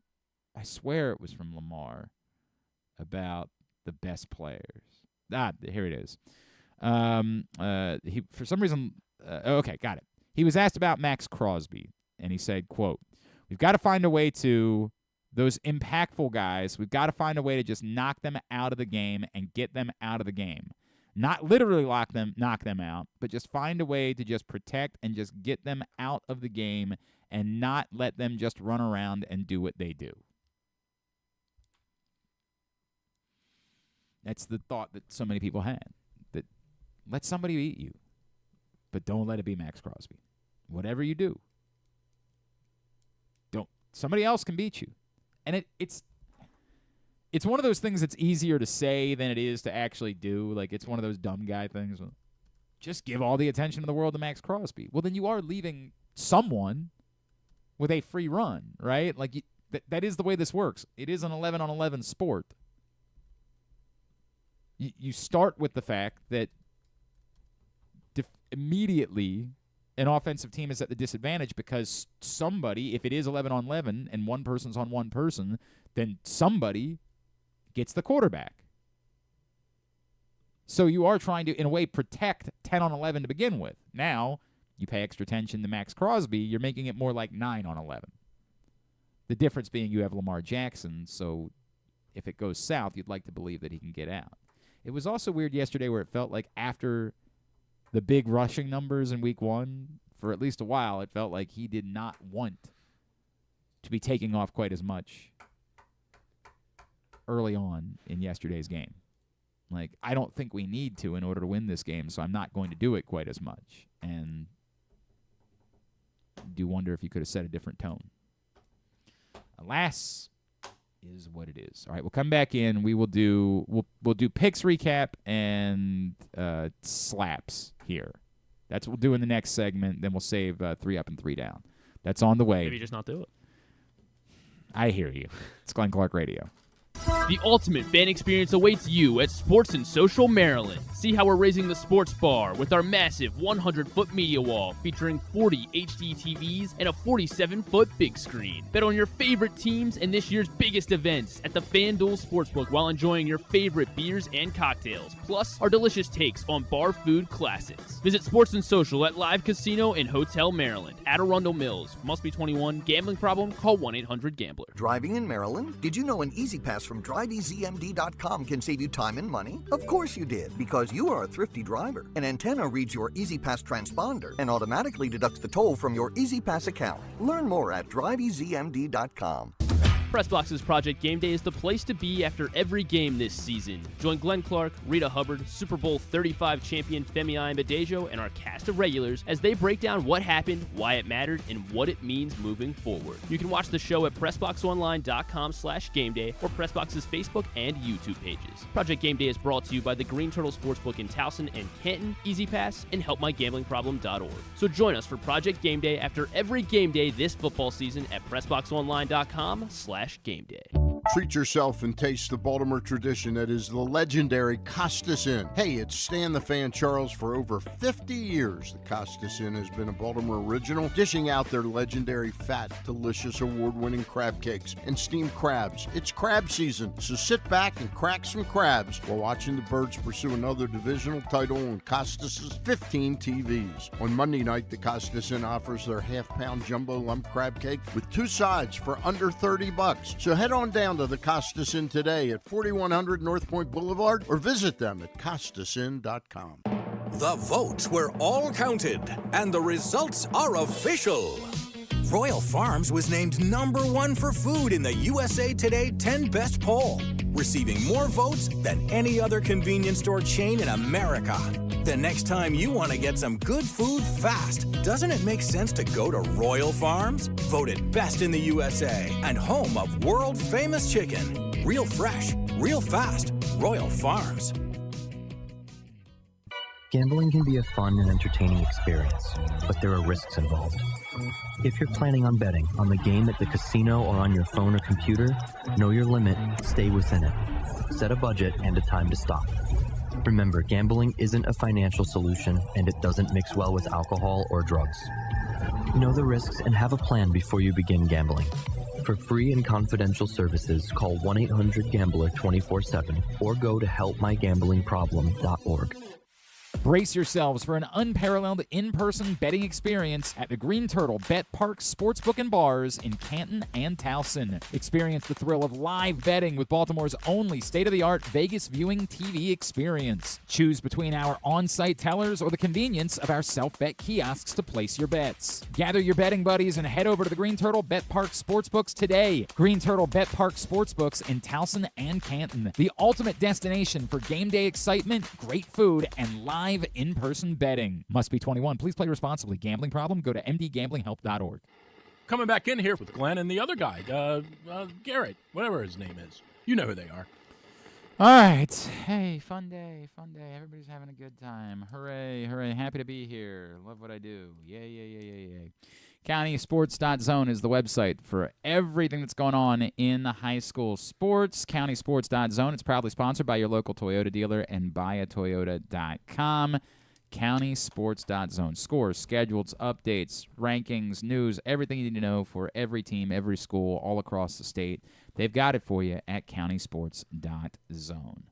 Are we going to do opens for these segments, or do we just? Yeah, I guess I got to work on that. No, I don't have one ready. For okay, very good. So, ba ba ba ba da, beep beep. Here we go. Is that what you want? No, I don't want that whatsoever. Okay, I can do that. It's not what I want. Especially if we're going to be doing a lot of slaps Very this season. clearly not what I want. Slaps to the helmet. Or do we do picks or do we do slaps? Or how do we do this? I can't remember. I don't remember. I never remember. I never, ever, ever. I think we do picks first. I think. Sure. I think. Not that I want to. Yuck. Although, guess that'll be more good pleasant. news, apparently it sucked for everyone. So, as bad as it was for me, I'm equally as close to the top of the table as I am to the bottom of the table. Went 2-6 this week. I was myself and James Revere, who was previously by himself in first place, also went 2-6. Ryan Shell went 500 this week and moved into a tie for first place. Not a great start for the league. All right, college football from the weekend. The only good news, Maryland did handle business against Virginia. Boy, was it hairy. Took them a while to get going offensively. They finally score a late touchdown in the first half. You're like, all right, all's good. And then they proceed to allow Virginia to march down the field in like 20 seconds and score a touchdown themselves.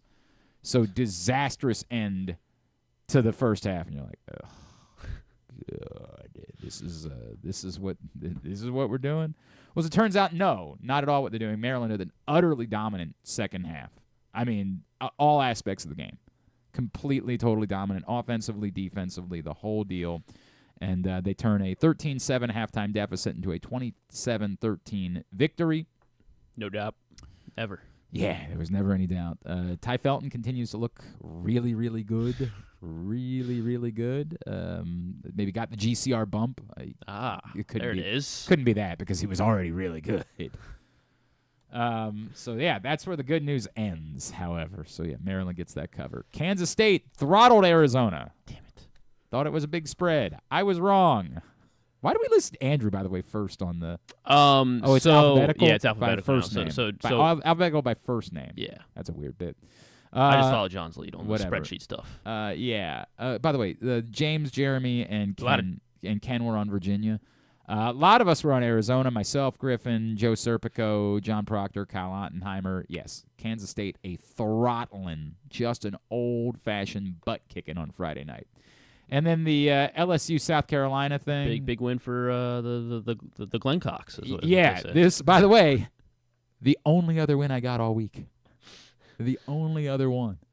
And even that one, like they were winning going away. Like they were winning going away, and then their quarterback got hurt.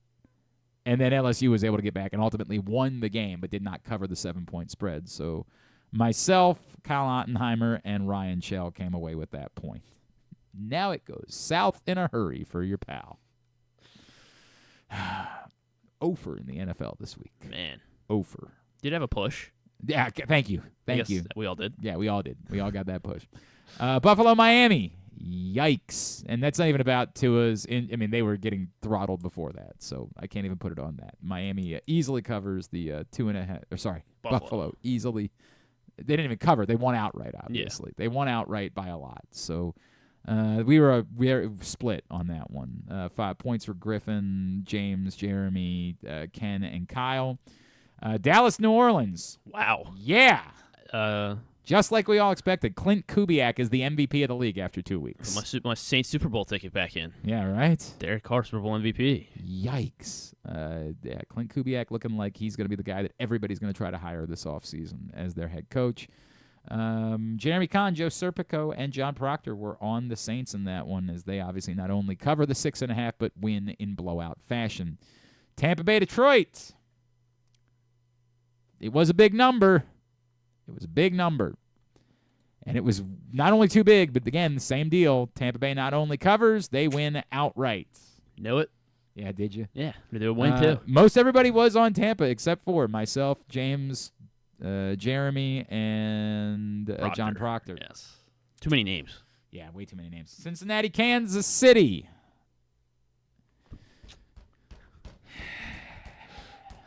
Griffin's over there acting like he went 500 for the week, and he's acting like he's if I can do this the rest of the way, man. Don Juan Delanucci.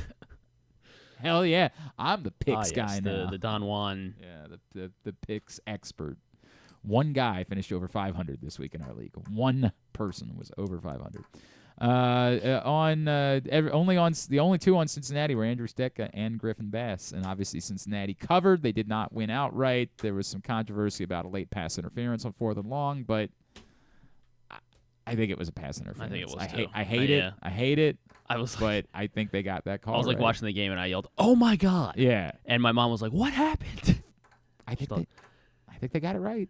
I think was they did. Injured. He was there early. Like, I think that's correct. It's that thing with Greg Rosenthal. How does Kansas City continue to be both the best team and the luckiest team? Like, how? How does that work out that way? Chicago-Houston, ended up being a push as Chicago stayed exactly within 6 points of Houston last night. Their defense is very good. Their offense is just an eyesore. But doesn't matter for the Texans. They win 19-13. And, of course, the Baltimore-Vegas thing that I'd rather not talk about. So for the week, the big winner, Kyle Ottenheimer, who went 5-3, baby. Now he's 11-13 on the year. That's your big winner for the week. A lot of 4-4s. Ryan Shell went 4-4. Jeremy 4-4. Stecca 4-4. Griffin and Paul both went 4-4. John Proctor, KZ, Statement 500. Joe Serpico, and John and Little Rock all went 3-5. And bringing up the rear, your boy and James Revere. Now James, despite going 2-6, still tied for first place. That's how bad things are. He and Ryan Shell tied for first place. 1 game back, Joe Serpico, John and Little Rock, Jeremy Conn, Andrew Stecca, Kyle Ottenheimer. 2 games back, myself, Griffin, and Paul Valley. I'm tied with you. Oh, I should quit. I should just. Oh, yeah? I went 0 in the NFL. And then at the bottom of the table, we find John Proctor and KZ, who are both 4 games back, and they are 8-16 on the season. Remember, at the top of the table, playing for some cash. At the bottom of the table, playing to avoid being the one that's got to come in here and Brazil it up. Copacabana and Rio eat a sardine fruitcake is the best way I can possibly describe it. What's the thing called? Couscous Paulista. It's your job to remember that all season long. Okay. Got to get a Brazilian, and what's the 4th part of that? Oh, 4 strikes from John Ross. Yes, yeah. Most important. Stupid. That's what's at stake here. All right, let's dish out some slaps to the helmet. As always, the rules are very simple. Pick 5 Ravens. 2 must be offensive players. 2 must be defensive players. The 5th can be an offensive player, a defensive player, a special teams player, or a coach. Take those 5, rank them 5-1, with number 1 being your anti-man of the match. It's very difficult for me because my number 5 is going to be Brandon Stevens, and I get it. The pass interference was garbage. And game-altering, by the way. Game-altering garbage call. But he also struggled in general in his one-on-one matchups with Davante Adams. So he was also Davante Adams, but I get it. But like he's my number 5 as well. So like it's a complicated conversation. Yeah, it's a complicated conversation. My number 4 is Kyle Hamilton, who, as Femi brought up earlier, just don't look like himself. Whether it's how he's being used, some missed tackles thrown in there.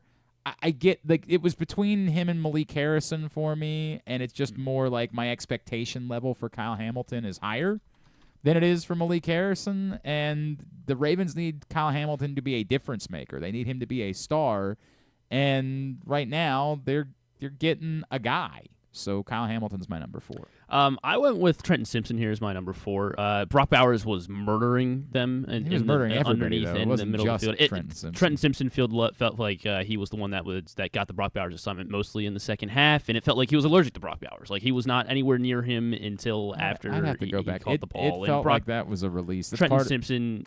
I didn't think he had a great day overall. Like he looked very good week 1 against the Chiefs, and it seemed like he took a step back largely yesterday against the Raiders. So Trenton Simpson was my number 4. I think during the game, I think it was Zaribek who tweeted that Kyle Hamilton was favoring his right shoulder. Yeah, I saw a couple people talking about that. That might very well be the case, but it's like the Marcus Williams thing from a year ago. Like you don't get bonus points because you're playing hurt if you're not playing well. Like if you're playing hurt and you're playing well, Kyle Van Noy, you want to give somebody bonus points yesterday? Playing through a fractured orbital and coming away with a couple of sacks, you can get bonus points for that. But you don't get bonus points for, hey, if you're struggling and it's because you're hurt, then maybe I don't know. I don't know. Anyway, number 3, Patrick McCary. That one's that one's like you go with Patrick McCary over Roger Rosengarten because you're confident that Patrick McCary is something that you can count on and that can help make a difference for bringing along your right guard that you're trying to solidify. And that's just not happening. Patrick McCary is struggling. And that part to me is a bit surprising from a veteran that has started. He's the one guy of the three new that has some experience, and it's just it ain't happening. Patrick McCary is my number 3. Yeah, that's why he's going to be one spot higher up on my list. I have Daniel Faalele here as my number 3. He's my number 2. So, I mean, yeah, he looks lost out there. He does not look like a capable starting NFL right guard right now. And you know, he couldn't play. He came in as a right tackle, so he's not playing right tackle either. It doesn't seem like he's a capable NFL O-lineman. And, so Faalele is number 3. Everyone was having trouble with the Raiders up front, but, yeah, Faalele. You could have put the names in a hat, Voorhees, Faalele, McCary, and, you know, they were all having a lot of They trouble. at least found some success running to the left later on in the game. And I know part of that is that I thought Ronnie Stanley played really well, actually, but, like, I give Andrew Voorhees some credit for that as well. Like, right, they never figured it out, so... Yeah, for me it's McCary 3, Faalele 2, but sure, I get it. And then, look, John Harbaugh's number 1.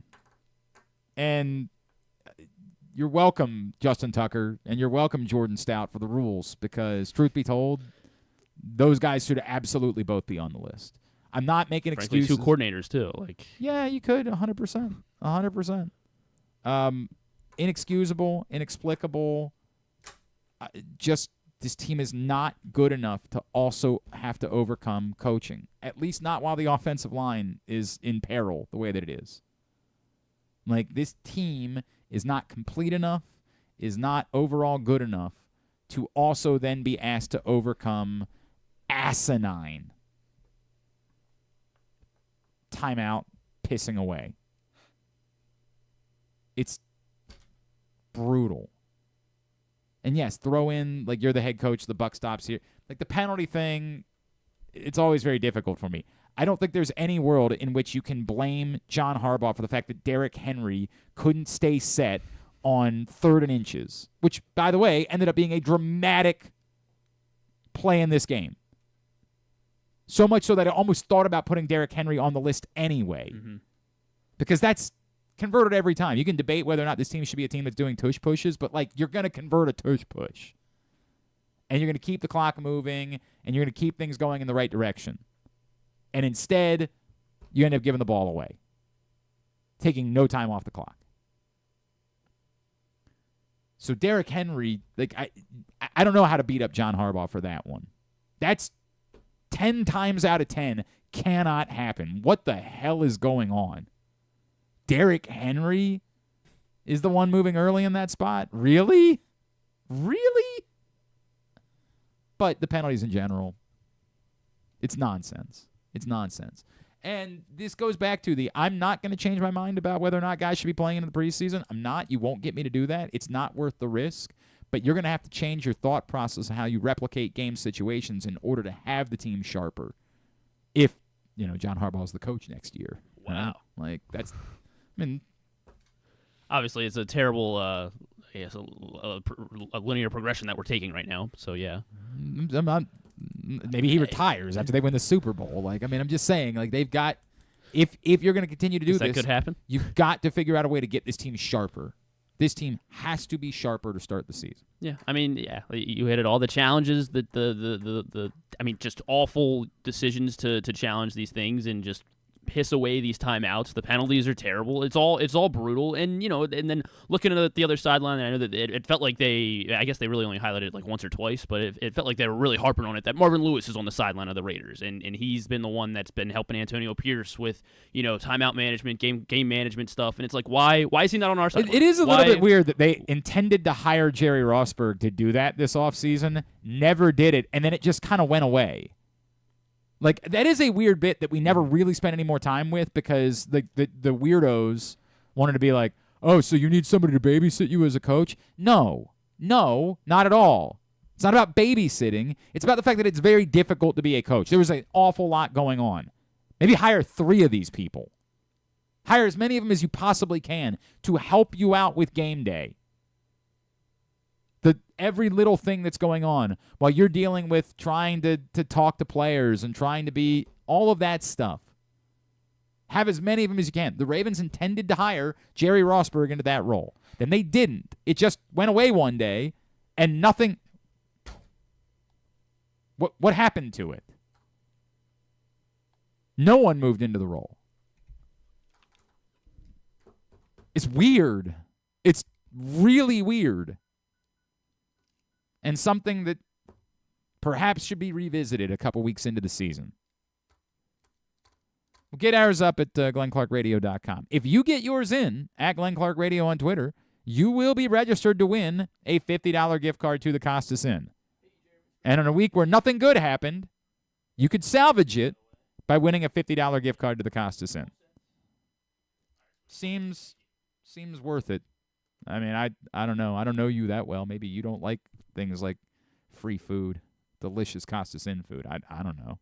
Maybe you're a glutton for punishment. But if I were you, I would get in with your slaps of the helmet at Glenn Clark Radio on Twitter and try to win. All right, so what do we do? Because I thought he was coming in today, so I got the stripper is about to come in, and he's good looking, but not really my type. So what do we say to him? What do we say? Do you need my home address, or how's this work? I'll try to get him over there. Happy birthday, buddy. How are you? Thanks, man. I'm going to text you the home address so you can send the stripper my way. I will send him. If this guy's going to work hard, then he's got to make money. Yeah, we're paying him. We might as well make sure we get him taken care of. And believe me, he's going to work hard. I believe that to be true. Thank you. Thank you for that. Thank you for that. Oh, dude, what the hell, man? All right, so first of all, you're coming. Do you want to talk sports? No. I mean, really? Why would I want to keep doing that today? I've been doing that since it sucks. Everything sucks. So you're coming in next Monday though. That's happening. Next Monday. Yes. All right. And have you done the Irish dance thing yet? Nope. I was going to do it Saturday until Griffin told me I could wait. So okay. All right. Fair enough. I waited. Fair enough. I got high instead. I was gonna Irish dance, but then I got high. Got high. Yeah. I was gonna. I have nothing prepared. Do you have any idea what a grip that song had on this country? What a time that was to be alive. What a time. Oh, man. And, that's all he has to play for the rest of his life. Oh, 100%. That guy just sits back. What is Afro Man? Was that his name? Yes, Afro Man. Afro Man just sits around and collects checks because he sang about getting high one day. God love him. It's like back in high school, I made a mixtape songs to bang to, and it was just 24 hours of Cotton Eye Joe. So that's the best one. That's the one. Oh God, I'm trying. I had some coitus at one point in my life with the song "South Side" by Moby was playing in the background. Right? Hang on a second. I think it was him and Gwen Stefani. I was there. Yeah, I'm saying I was there. You remember? It's a scene from Tommy Boy. It's like, I lost my virginity to your daughter, for Christ's sakes. Ted, you were there. We listened to Moby and the Fray, and everything was good to go, man. We had a great time. No, it wasn't. It was Porcelain by Moby was the name of the song. That was the name of Moby Porcelain. I don't know why this song was playing in the background of this particular relationing that was happening with this young lady, but it was playing in the background. And she insisted that every time afterwards we put that song on when we were getting ready to have some lovely time together. And I don't know what it is. I would like to think that as an older you would be wistful about it. Like you'd hear that song and you'd think back and be like, that was a sweet time in my life. But that song gives me nightmares. And I don't even hate the girl. She was sweet. She was a very nice girl. I haven't really stayed in touch with her, but I have no reason to dislike her. I'm telling you, by the third time this happened, I was ready to throw her, alarm clock CD player across the room. Why? Why do you insist upon this? My first sexual experience, which I'm not going to get weird here, this is true. The first time on TV, Robin Hood, Prince of Thieves came on, right at the beginning. Okay. So we started, and by the time we finished, they were still in prison and hadn't got back to his hometown yet. So it didn't really last long, but that's what I remember. I had a So when I was living at my parents' house and trying to have coitus, I would obviously do what we would all put like a movie on, like you did, loudly, to try to muffle whatever sounds because because music kind of gives it away sometimes, doesn't it? When you're gonna be in your room and you're watching, right. But there's a real chance that you're sitting in the back watching a Family Guy DVD. Like that might be something that you and boy, she probably really wanted that. Like she came over and said, "I hope we're watching Family Guy tonight. I hope that's the way this evening goes." it would be great to get plowed to Family Guy. Oh, God. Yeah. I had a buddy who put together, like, a bootleg Family Guy DVD for me. You know, like, how that was, ripped some stuff off of Kazaa or whatever website it was so that I wouldn't have to spend the $6 or whatever. So he puts together this bootleg, and as, like, a bit, the title screen, because you could make your own title screen for these bootleg DVDs, the title screen had... I don't know what the song is called. Oi, it's so humid, and it goes, oi, it's so humid. It's like a sauna in here, and it's like some old people singing it. It's a parody song, or I don't know what it is. But like we put the Family Guy DVD on, and then it goes back after the episode ends. It goes back to the title screen, and it's just this clip playing on repeat for hours, perhaps. Oh my God! God! I've got this, young lady. I don't want to get up and do anything about it because, you're at the age where you're afraid you're never going to have sex again. Like, if I don't have sex in this moment, I might never. It's why you would do reckless things. You go have sex in public places because there's no thought that, like, hey, maybe we could have sex tomorrow because tomorrow the parents might be home or you might have to have class. Whatever it is, Like, there is no tomorrow. There's only right now. And so I was not getting up out of that bed to turn off that scene. And so that goddamn, oi, it's so humid. I have to find this song because I'm going to send it to you, and then you're going to have to think about it for a little while. And maybe you'll put it on while you have sex later. I'm telling you, it seethed into my brain. Like, I think about it constantly. Don't you hate when something like that gets kind of like, and it's also locked in with a memory. So anytime that memory pops up, that song, like usually in life, there's some good things. Like you have a song that makes you think of someone and it's special. But then you also have those moments where it's like, this person ruined this song for me, or this song ruined this moment for me, which in your case. Yeah, this was the Two Live Jews who put this out. It was I love it. The parody issue here. The Two Live Jews. I love when Ken Wyman would call himself the Notorious J.E.W. Yeah, that's not bad. That's not bad either. All right. Well, do we say any? What do you want to say? Do you want to say anything at all? I mean, like anything I say is just going to be compacted by, or at least adding to whatever anybody else said. Because, I mean, look, this is you go back and look at all the blown leads in the hardball era, and even over the past 4 years, it's 10 of 10 or more, which is almost twice as many as any other team. And it gets to the point where you're like, okay, do we not know what to do in the fourth quarter when you have a lead? Like, why is this team that has a good defense and a good offense so susceptible to giving up big leads? It just doesn't make any sense. And, oh, by the way, this year you got a battering ram named Derrick Henry, and then he false starts twice. So it's like, I mean, there's a lot of blame to go around, but I've said this before. I get so tired after Ravens losses just hearing Harbaugh's kind of spinning his wheels and, oh, we got 15 games left and we got to focus on those. But when they win, it's all rah-rah. And then somebody asked me today, what do you expect them to do? And that's fair. But, like, I don't expect to hear the same nonsense every time they lose. It's a fine line, right? Because there is nothing that's going to be said that's going to make you feel any better about it, right? Like, that's the tricky part about this to me, because you're not wrong. Like, somebody could say, look at how Dan Campbell stood up there and said it was my fault. I'm like, great, what does that get you? Like, what does that do for you? You still lost the football game. It doesn't change anything. But I get it. I get the annoyance of it. And in particular, the stuff that can't be defended. Because to the point, like, there are 15 games left, right? Like, and if they do go win in Dallas on Sunday, and I know that none of us feel great about that at the moment, but hey, Dallas didn't look so great yesterday either. If they do go win in Dallas on Sunday, then it does sort of change the season, and we do start feeling a different way. But it's I get where if particularly the asinine decisions to challenge plays that are never going to be reviewed that actually hurt your team. And he tried to say that they didn't. Right. Like, that didn't cause us to lose the game. Okay, you can say it's not the sole reason, But it definitely had an impact. 1,000% it has an impact when you get the ball back with 20 seconds left instead of getting the ball back with a minute left. 1,000% it has a significant impact on the game.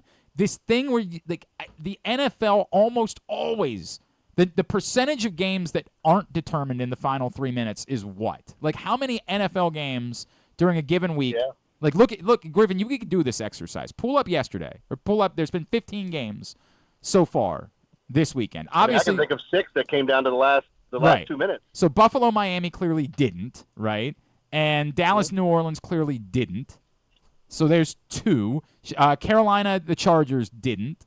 That's 3. How many more games were definitively determined before the final 3 minutes of the game? You had the Chiefs and Bengals. You had the Giants and and Commanders was, yes, 100%. Even Pittsburgh, Denver, which was a terrible football game, and Sean Payton might be the dumbest coach alive. Oh, my. You think John Harbaugh's an idiot. Cardinals-Rams. That was the only other blowout. There were 4. Yeah. 4 of 15 games that were determined before the final. NFL games are determined in the final 3 minutes. The timeouts are too effing important. Holy crap, how asinine is this?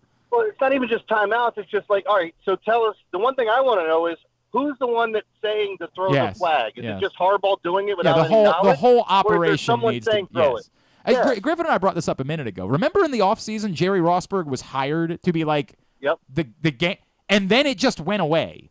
One day he just wasn't going to be the guy anymore, and no one else was taking the role. And we didn't talk about it now because they looked it up. He's got a famous name. I can't remember. He's got the name of somebody that's famous too. It's exact. It'll come to me in a second. But go ahead. Sorry. All right. I didn't even realize that somebody else got the job. I never remember hearing anything about it. Well, I don't know if he got the same job of what Rossberg was going to be, but he's supposed to be like clock management. The game management coach.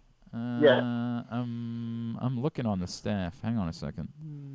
He's got a same name as a famous person. I can't remember. Same name as Daniel Stern. Is that who you're talking about? Yeah, he was in Home Alone too. Daniel Stern's like one of the sticky bandits. He's like their analytics guy. He's been around for a while. He's like he's supposed to be in charge of like making the 4th down decisions and stuff like that. Like well then I don't mean to drag the wrong person. All I remember is we were talking about it this morning. Yeah. And somebody brought him up saying that he's in charge of that, but I don't know if that's true. No, they were hiring Jerry Rossberg for like a game management role that would like cover things like this. Like it's bizarre to me that just went away. Stands better than those cats. It's like, this is ridiculous. It is absolutely asinine. I want to know everything there is to know about the operation. In fairness, as I pointed out earlier, we see it with other teams. Like we saw it last night with Chicago and the Kyler Gordon interception that no one on the planet was ever going to overturn because it was not an interception. But yet there they are pissing away a timeout, and wouldn't you believe they get the ball back, trailing by 6, with less than 2 minutes to play, needing one more timeout in that spot. Not that I'm suggesting that Chicago, because Chicago's offensive line is maybe worse than the Ravens. Yeah. But, like, Jesus, man, this thing where we don't recognize the value of timeouts is insane. It's insane. 4 games didn't come down to the final 3 minutes. It's the small stuff like this that really drives me nuts, because then it's one of the reasons why I question whether or not that Harbaugh is a good coach. And I know that sounds ridiculous because he's won a Super Bowl. He's been here for a long time. Clearly, he's a good coach. But, like, could he be a great coach if he just got this stupid stuff under control? And it's been this isn't something that's just happened this year or last year. Right. This has been going on since he's been here. Terrible at clock management. I don't get the challenge flags. And then after the game, it's like, oh, the challenges didn't cost us. Yes, it did. Remember when you challenged a touchdown and everyone knows in the rule book you can't do it because they review every damn touchdown and turnover? Yep. And then he tried to play that off. He does a lot of stupid things, which I don't understand. It is asinine. I mean, asinine. But, you know, this is the NFL, and they'll play a game next week. And Lord knows, if there's anything that we know about the league, nothing that happened this week matters, and everything could be changed by next week. And well, that was the key for this week, right? Like, I didn't have the greatest week, but I called it. I said, this is an underdog week. Watch, the books are going to kill it. I just happened to be on some of the wrong ones. I was on the Raiders, but I didn't expect them to win. Right. My favorite play this past weekend was the Titans. And if I see Will Levis, I'm going to choke his ass out because he just does. That guy. They had that game in hand in the first half. The Jets were doing nothing. Aaron Rodgers looked confused. Yep. And then he does just that stupid throws lateral the and then ball another away. penalty. Yep. Oh my God. Yep. It's ridiculous. Yep, no doubt. Well, hey, but So, at least we have the Orioles. Yeah, we got that going on. Whereas every Oriole reporter I keep seeing post that we have a better chance of losing the top wild card spot than actually winning the division. So I'm tired of reading that too. Yeah, boy, what a time to be alive, right? Like we get to do this every day this week and continue to have this conversation. That's fun. But you know what fun. The problem with this is, when you have a bad team, when you have a good team, and you can kind of see it sometimes, although it's fandom, it can be skewed a little bit of what's fair and unfair. Did you get some bad luck? But like when you have a good team and they're just underperforming, it drives you insane. Like by no means do I think they should be 2-0 or at least 1-1 here. But you're in this spot now where you look at the rest of your division and the rest of the league, and you had everything going for you in a game against the Raiders. They came in at 4:00 on Saturday afternoon. Yep. They came all the way from the West Coast after back-to-back road games. You had extra time to get ready. It's your home opener. And this is what you put out there? It's just unreal, man. It ain't great. Nothing's great. All right, so what is pleasant in your life then? Like, but what else is going on in your world? Were you talking person? So I'm going to Fogo tonight. I'm getting a ton of meat put in my mouth, so that's going to make me happy. That is a good way to spend your birthday. That is a good way to spend your birthday. Well, can I tell you? So this was set up. My wife was like, "What do you want to do for your birthday?" And I was like, "Well, on my birthday, I'm going to eat haggis." And then I had to explain to her what it was. So it turned out even better because now I don't think I'm eating lunch. I'm just going in and turning that bitch on green and seeing what just happens. go, right? By the way, this is the problem at Fogo, and God love them, right? And if they want to spend, please, I would love to have them on as a sponsor. The Fogo issue is that salad bar is maybe the greatest salad bar that's ever existed, and yet they know exactly what they're doing. It's like every single all-you-can-eat crab place in Ocean City that you've ever been to, where they're like, well, here's some ribs and some chicken and some hush puppies and you're just sitting there like, for God's sakes, bring me the crabs. It's the same deal, right? And you're right about that salad bar. It's amazing. It's the first incredible. time I took somebody there, I'm like, don't go there yet. Don't go over there. Yeah, but you're looking Stay away at from it. that salad bar. You wait for the meat. It's a salad bar, but it's really like a charcuterie bar. It's just perfect. Oh, and those damn plantains. I could eat nothing but those plantains for the rest of my life and be what about that satiated. cheese bread? Yeah. Or whatever you want to call it. Yeah. Those sons of bitches. They know what they're doing. Here's the best part about that, Glenn. So when you in talking about going to Fogo and the enjoyment you get out of it, because I love going to the place and my wife knows that, but going there, it's the whole experience. It's just cool. Even the smells, like bringing out the food. I'm giving them a plug, and I don't even, I just love the place. It's the greatest place. It's so wonderful. God, please spend money with us. I just sent you a birthday present, by the way. Check your phone in a second. Not yet. Hang on. I did send you the link. No, I sent you the link for Oi, It's So Humid so that you can enjoy that. But then there's a follow-up that's coming, and I think you'll appreciate it. Nice. By the way, you and I also have to talk. Drew wants to try to organize some sort of old radio station reunion to do a benefit for Ray. So we gotta talk about that and hammer something out and come up with a plan because for those that don't know, our friend Ray Bachman, who's just one of the funniest humans alive, that dude can make me laugh. At a funeral in front of my family, right? That's just how funny that guy is. He just has the best quips of any, so it's hard to explain. I don't think Ray is the one that's going to be out there telling jokes, but it's his reaction to things and the way he approaches stuff will make you laugh your ass off. That's why he's such a good radio DJ, because he'll mess with people in the crowd, or radio DJ, a wedding DJ. Right. He'll mess with people in the crowd, and I think I've hooked him up with 6 of my friends to do their weddings because he did such a phenomenal job at both of mine, I think. Yes, he's great. And by the way, I always think about this. One of the first days I worked at the radio station, I remember him calling, Vinny Iyer or somebody like that to do a hit on Bob's show. And just as he's going, he's like, all right, I'm going to get you up with Bob. Hey, Vinny, do me a favor. What? Take your pants off? Yeah, exactly. Take your shirt off. What? Yeah. We've just tended to find that these go better if you take your shirt off. That it's just better on the radio.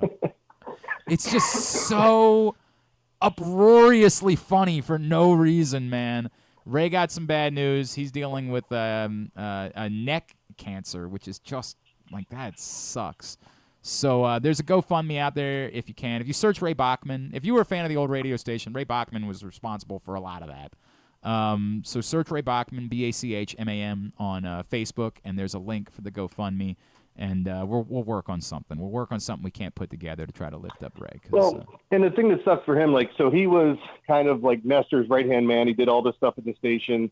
Anytime we had an event at the Super Bowl, he was there handling all of it. He's done so much, but like when you think about like his primary job and what he's done, running trivia and like, yeah.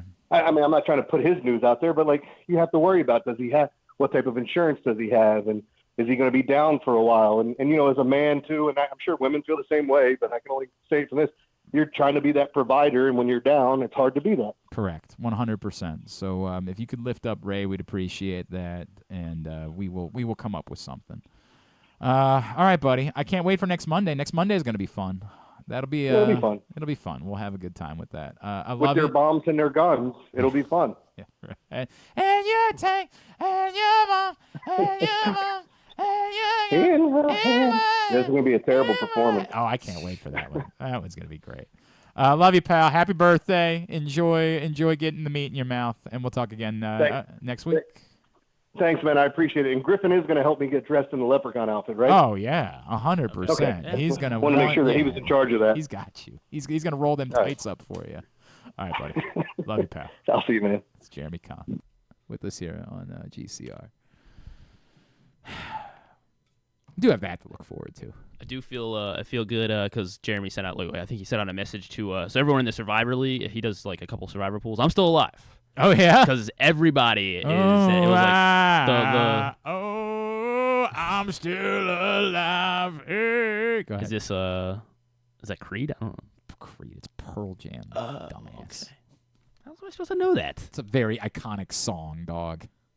I don't think I could name. I mean, I could name I'm Alive. It's not called I'm. All right, just let's not do this. I'm gonna. Well, anyway, I'm alive in Survivor still. You know? How many of you are there? There's 17 left. There was started with 100. 17. And there's 17 Who'd left. you play this week? I played the Texans.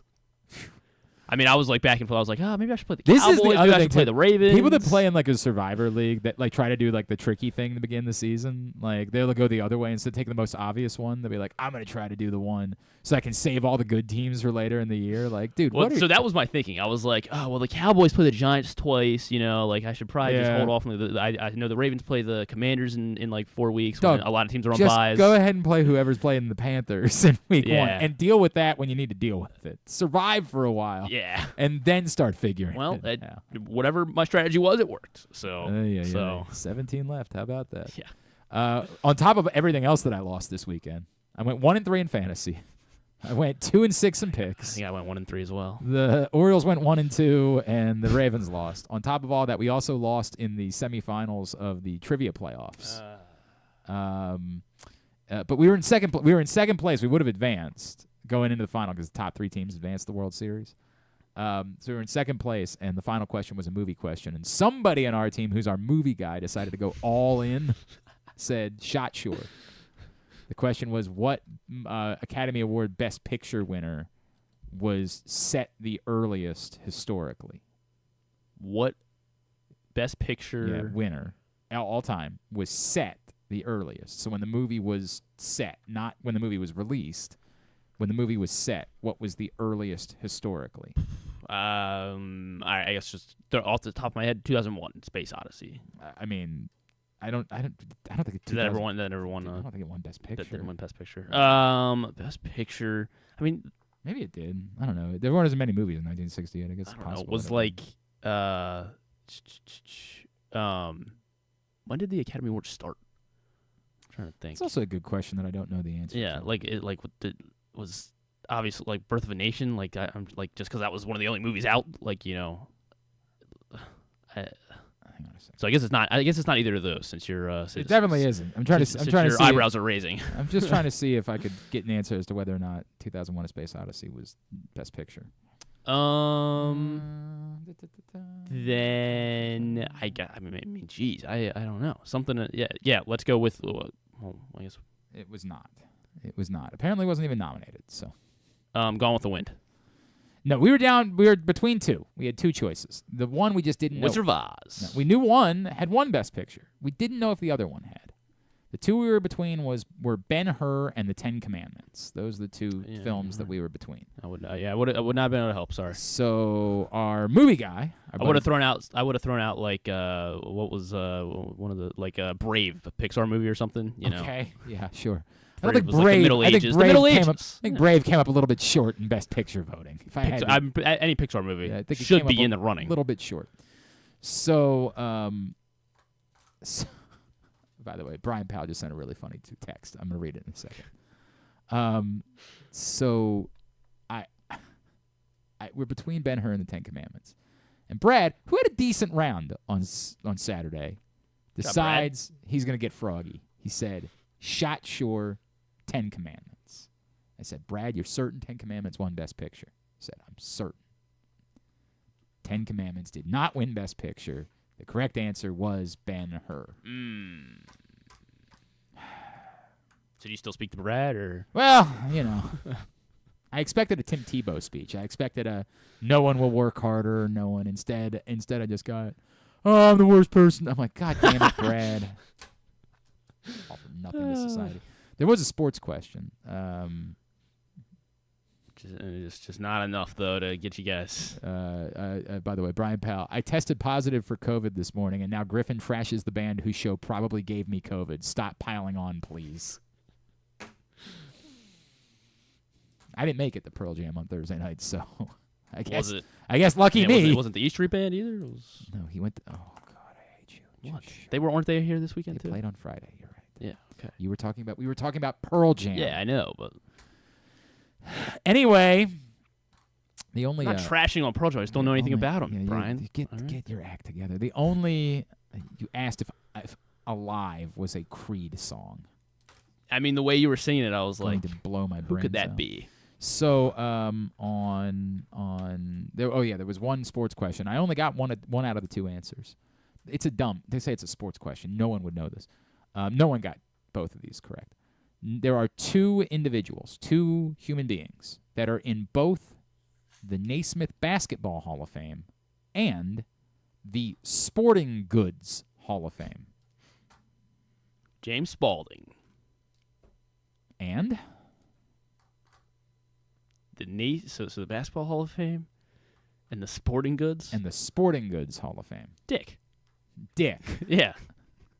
Well, you have to have a last name in order for it to be an answer. Dick Sporting Goods. Yeah, I understand that, but you have to have the last name of the individual. I thought his last name. Yes, his last name I don't believe is Dick, but maybe it's... No, his last name's Sporting Goods. Oh, that's his last name.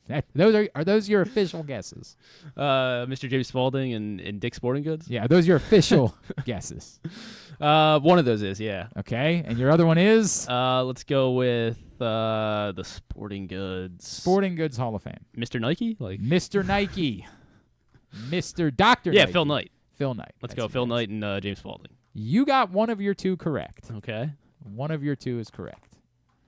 The guesses that we went with were Michael Jordan. Okay. Yeah, all right, sure. And, that makes... And, of course, Chuck Taylor was the other guess. Chuck Taylor is definitely in both the Basketball Hall of Fame and the Sporting Goods Hall of Fame, as is Phil Knight. Phil Knight is in both the basketball. Now, that's stupid. There is no world in which Phil Knight belongs in the Basketball Hall of Fame. They do an invitational for him in Oregon every year in college basketball. Neato. Terrific. Phil Knight belongs in the Basketball Hall of Fame as much as he belongs in the White House currently. Like, there's nothing that he has done that should qualify him for the Basketball Hall of Fame. Now, hired Sonny Vaccaro. There you go. What? Hired Sonny Vaccaro. Great. Anything else? Probably. Now, why is he in the Basketball Hall of Fame? Because he found Michael Jordan. Right. That's exactly what happened. He discovered Michael Jordan, as that film wanted you to believe. God. He makes some I can't believe you hated Air. It was one of those things where if there was a premise, then maybe the movie could have been fun, but it didn't have a premise. The premise was, look at these two bumbling idiots who lucked their way into having a company. Like, pretending like there was any amount of skill involved. It was luck. They happen to be the schlubs that managed to land the greatest basketball player of all time. They have nothing to do with the story. The story is, look how lucky we got. Look how fortunate we were. There is nothing about that that is worthy of a movie. It was a cool story. God, so stupid. Is the hangers on coming out of that? Ones that coming out of that, I worthy said to all my movie. friends, I was like, "It's time to just hand Lamar a blank check." Because that was when that came out. It was right around when Lamar was. Okay. And I said, "We got to just okay. we That's just the way gotta it get works. Lamar, Just keep whatever Lamar it here." is. Yeah, You decided that. because he's Michael Jordan. Yeah. Phil Knight is in the Basketball Hall of Fame because here's what his Hall of Fame resume reads. One of the most influential and significant businessmen in the game of basketball, Phil Knight is the co-founder, former CEO, and current chairman of the board of directors of Nike. Knight built a company from the ground up that is widely credited with expanding the game of basketball, around the world through its innovative products and influential marketing. I mean, you just want to do this? You want to give one to Bill Murray was in Space Jam, and Space Jam, of course, got a huge audience for basketball. So why don't we put Bill Murray in the Basketball Hall of Fame? Put William Knight in there.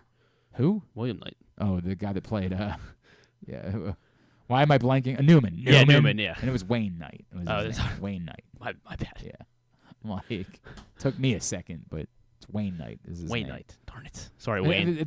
Is that what we're doing? Just we put Wesley Snipes and Woody Harrelson. And Adam Sandler likes basketball. Yeah, Adam Sandler likes basketball. Maybe we should put him in the Basketball Hall of Fame. I mean, it's embarrassing that Phil Knight's in the Basketball Hall of Fame. And what I realize it really is Phil Knight is very philanthropic. He likes to give money away. And undoubtedly, the Basketball Hall of Fame was like, maybe if we put him in, he'll give us more of his money. Like, I guarantee that was his path to getting into the Basketball Hall of Fame. Embarrassing. Didn't realize we hated Stupid. Phil Knight here. Phil Knight's fine, but he didn't deserve to have a movie made about him. Jesus. Maybe if there... Actually, I take that back. Maybe there's a Phil Knight story that is worth a movie. It wasn't the one that was told. Well, that's why they used that movie first to get Phil Knight in the door to, It's so embarrassing. Going all the way back to 1938 when he was born. Anyway, yeah. So I like the movie. We got Chuck Taylor. Sue me. We got Chuck Taylor. Yeah, that makes sense. I would say Michael Jordan has more reason to be in the Sporting Goods Hall of Fame than Phil Knight has to be in the Basketball Hall of Fame. But Michael Jordan, Jesus, isn't in the Sporting Goods Hall of Fame without. I would say your boy Spalding has more business being in the Basketball Hall of Fame than Phil Knight does. Not a lot, but some. Made the basketball. God, embarrassing. All right, we come back in. We'll quickly go over. So which one? Phil Knight. Okay, yeah, that's what spurred this. Got it. Yeah, Phil Knight, which for a second you didn't even get. You just said Mr. Nike. Well, yeah, but then once I said it, I knew right away. Oh, not Mr. Nike, Mr. It has to be Phil Knight Nike. Yeah, right. That Mr. Nike.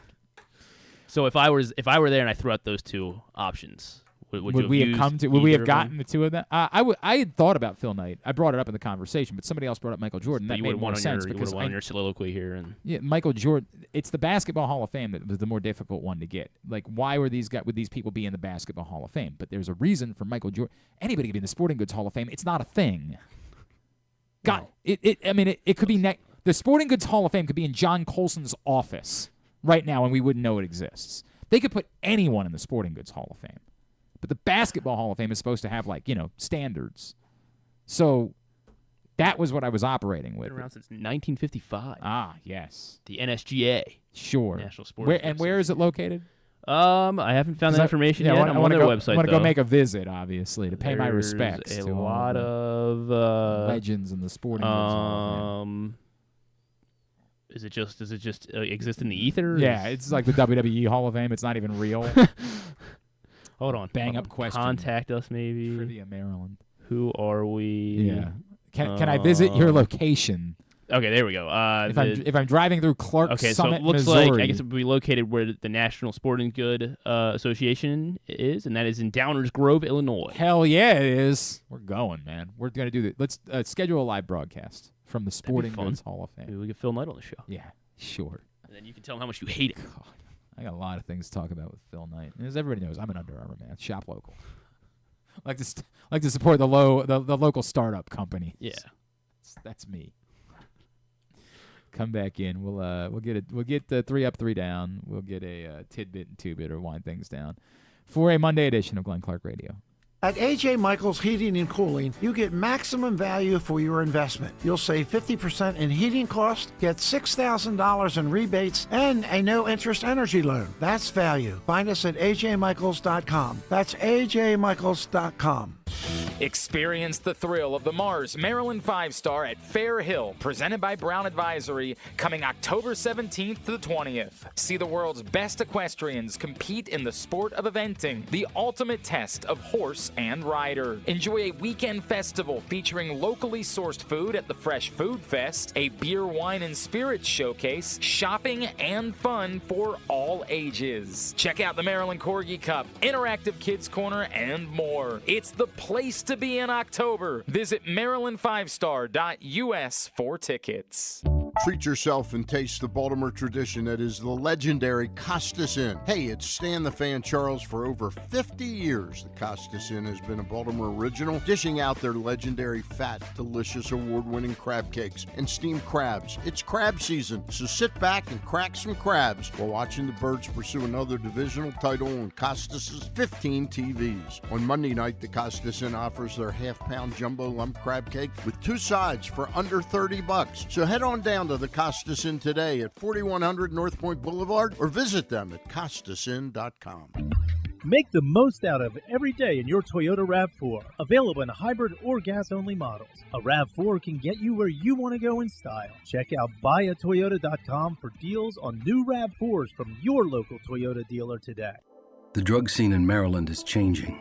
Fentanyl and xylazine are being added to street drugs, and you may not even know it.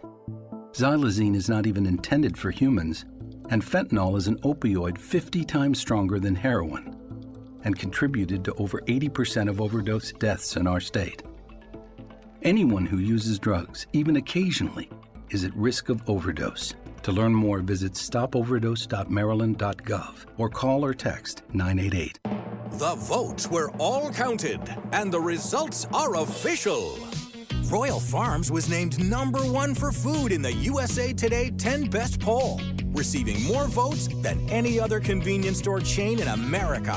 The next time you want to get some good food fast, doesn't it make sense to go to Royal Farms? Voted best in the USA and home of world-famous chicken. Real fresh, real fast, Royal Farms. The latest edition of PressBox is available now. On the cover, Bo Smolka profiles Ravens star safety Kyle Hamilton, detailing his path from growing up the son of a basketball player to choosing football, being overlooked in the draft, and turning into a defensive unicorn as a playmaking Swiss Army knife in the NFL. Also inside, meet college football players from all of the area's D1 programs and some of the area's college soccer standouts as well. PressBox is available for free at over 500 locations throughout the region, including 60 Royal Farm stores. Or you can read the entire issue at PressBoxOnline.com, where you can also find great betting advice and the best daily coverage of the Orioles, Ravens, and Terps. One of the things that's definitely wrong with this country is that this dude still has a job somehow, some way. Glenn Clark. All right, back in here on GCRs. Continue along on a Monday edition of the program. The Arthur Millette Show returns Tuesday, October 1st. We will be at the Green Turtle Bet Park Sportsbook in Towson. Can't wait to be hanging out there with you guys. If you haven't been before, check it out. It is awesome, man. And we're going to be doing the Arthur Millette Show there Tuesday, October 1st. You can find out more by going to PressBoxOnline.com/Millette. Doing it all season long. Arthur Millette Show, next one, Tuesday, October 1st, Green Turtle, Towson. We will see you there, PressBoxOnline.com/Millette. All right, go ahead, hit the thing. Have you ever thought of taking a cruise? Oh, I No, forgot. we're Yeah, not you're doing right. that. Man, I forgot. Close. Well, going to iron all these things out, though. Promise you. It was a long weekend. It's like, this is what happens when we don't do the show in the preseason, is we end up not remembering how to do anything. No, I forgot that we had yeah, we still have to talk baseball because that also happened this weekend. Why don't we try that?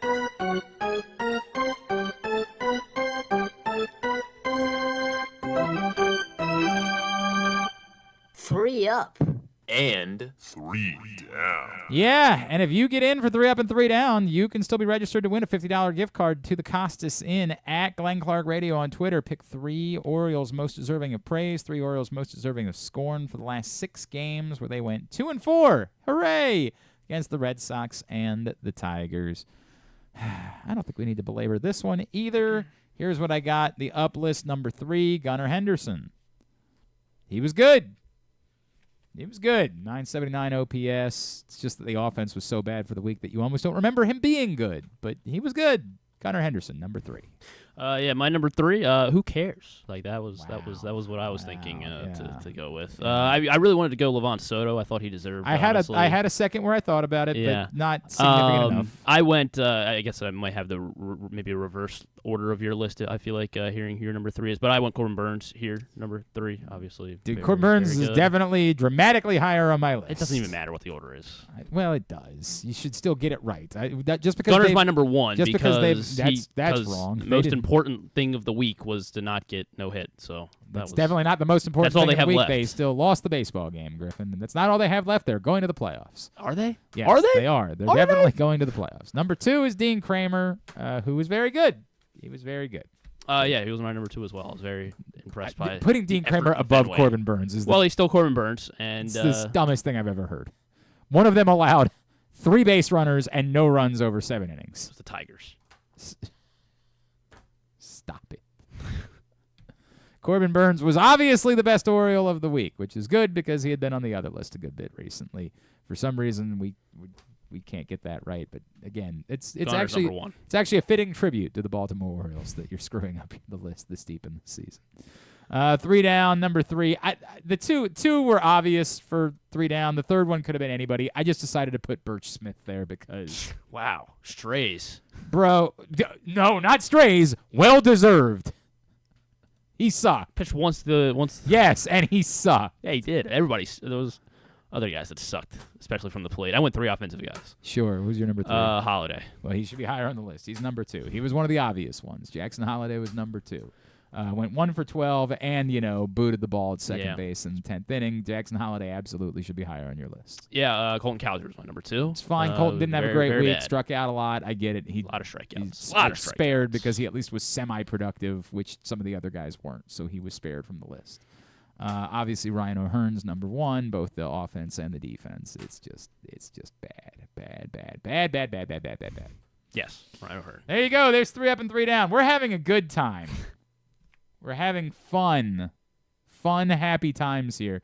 3 up and 3 down. Also brought to you by Live Casino and Hotel. What's going on at Live Casino and Hotel? Every time this season during home games for the Baltimore or Washington football teams, when they score a touchdown, Live Rewards members will be receiving a free $7 in slot play. You have to have your Live Rewards card inserted correctly into the slot machine and be actively playing to receive that prize. And it is valid for slot play only.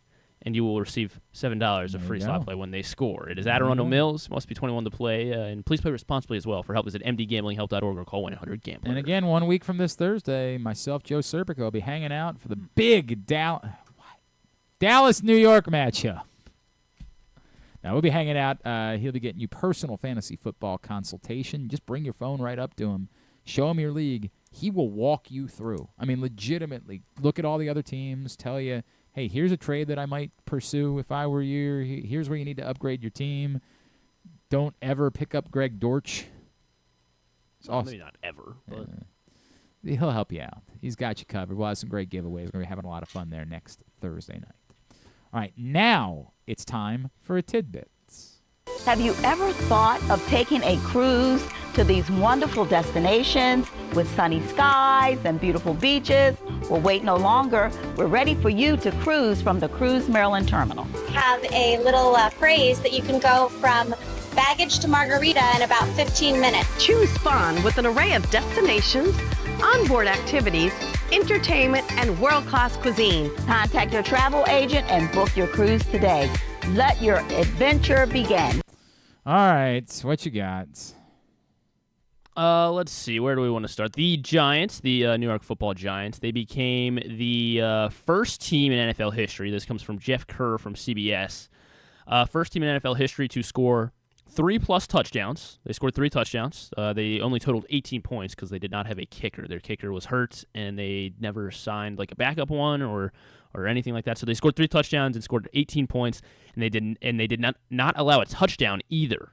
And they lost in regulation. First team to accomplish that feat. Pretty spectacular from the Giants. Letting up 7 field goals to Jaden Daniels. I don't know that it's spectacular, but yeah, I mean, did you think we were ever going to see that in our lifetime? I don't think I've ever thought about whether or not just imagine. It's just an anomaly. That's all it is. It's amazing, is what it is. It's not amazing. It is. It's an anomaly. It is. It is amazing. It's definitely not amazing. The amazing can go both ways. No, it's not. But it's not even that interesting. Yes, it is. It's just an anomaly. Well, it's not interesting because it's the NFC East, and it's not interesting for a lot of reasons. If the Ravens had done that, I don't know. It'd be weird. That's all it would be. It would be weird. Marvin Harrison Jr. Yes, had he's more very receiving good. yards. Yeah, he is very good. Had more receiving yards in the first quarter yesterday than his dad, Marvin Harrison Sr., had in any single game as a rookie during his rookie campaign. Okay, I mean that's as a rookie. That's not. You didn't like that one? Yeah. First time the Cardinals have beaten the Rams at home since 2014 yesterday. So first time since they were the St. Louis. That's a little it's just a little surprising. I thought I had one more good one. Oh, yeah, our friends at Cespedes Family Barbecue pointed out the Orioles have not won a series against a team currently over 500 since July 4th. Awesome. In positive news, though, our guy Ryan Blake, he had a funny tweet that Corbin Burns finally joins the likes of. You might have to help me with some of the pronunciation. Radames Liz. Radames Lees, Chris Waters, and Eric DeBose in the list of Orioles that have a scoreless start now in their time as Orioles. But so I did want to look it up though. Can you name the Orioles pitchers with the most scoreless starts of at least 7 innings as well? So 7 innings, no runs allowed. Who has the most of those in Orioles history? Palmer. Palmer is number 1 by a bullet, 65. Mm-hmm. Next closest is 36. Messina. Messina is top 5. I guess let's do the top 8. So there are 8 guys that have had 20 games. 7 scoreless. McNally. McNally's number 2, 36. I'll still say Cuellar. Cuellar's number 3, 30. So those are the 3 with 30. This is when it gets interesting, Palmer. right?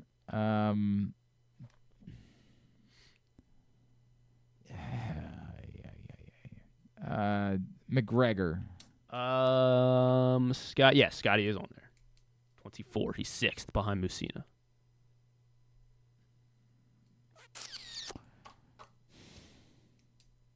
I don't like any of my guesses after this. Dobson. No Pat Dobson. Let's see. If I were Dobson, looks like he had less than 7. It was that's not stunning. How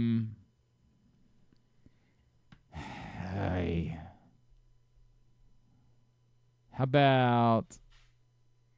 I hate this. I really hate this. Scott Erickson.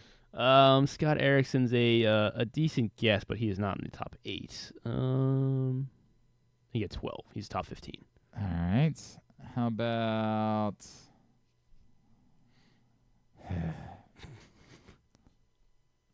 Boddicker? Sorry. No, Boddicker just outside. He had 14. He's 9th on the list. Cool. Flanagan? Flanny, yes. 20 games, 20 scoreless starts of 7 innings, 8th all-time in Orioles history.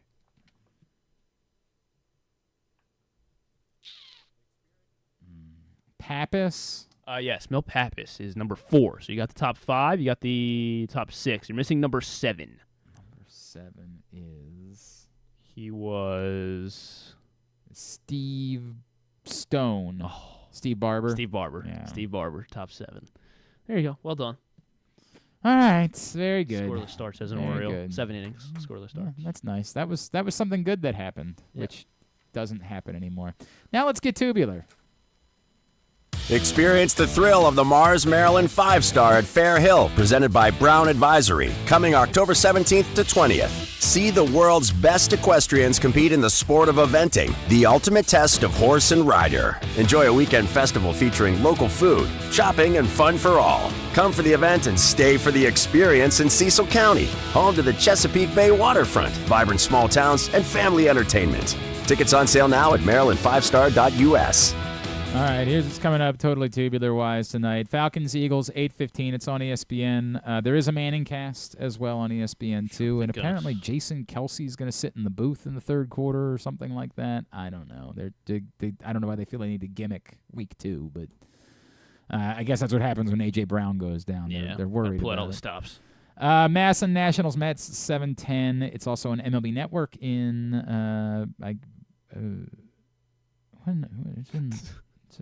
The net. What? I don't know. It's MLB game? Network nationally. Nationals, Mets. Who cares? Whatever. The Mets yeah. might be a playoff team. Dodgers, Braves on MLB Network. Astros, Padres after that. MLB TV, the free game is White Sox, Angels at 9:38. ESPN Plus, Twins. I don't know. Twins, Guardians, 6:40. I think they might just decide those at the beginning of the year, and then you just say, nobody, whatever. Who cares? They can usually change it. CBS Sports Network, some soccer tonight. New Jersey, New York, Gotham FC, and Seattle Reign at 10 o'clock. The USA Network for WWE Monday Night Raw tonight at 8 as well. Non-sports? Nope, not really. New episode of English Teacher on FX. It's Halloween's right around the corner because the Halloween Baking Championship hell yeah, is back brother. on the Food Network tonight. Timberlake will be on Fallon, and Chris Hemsworth.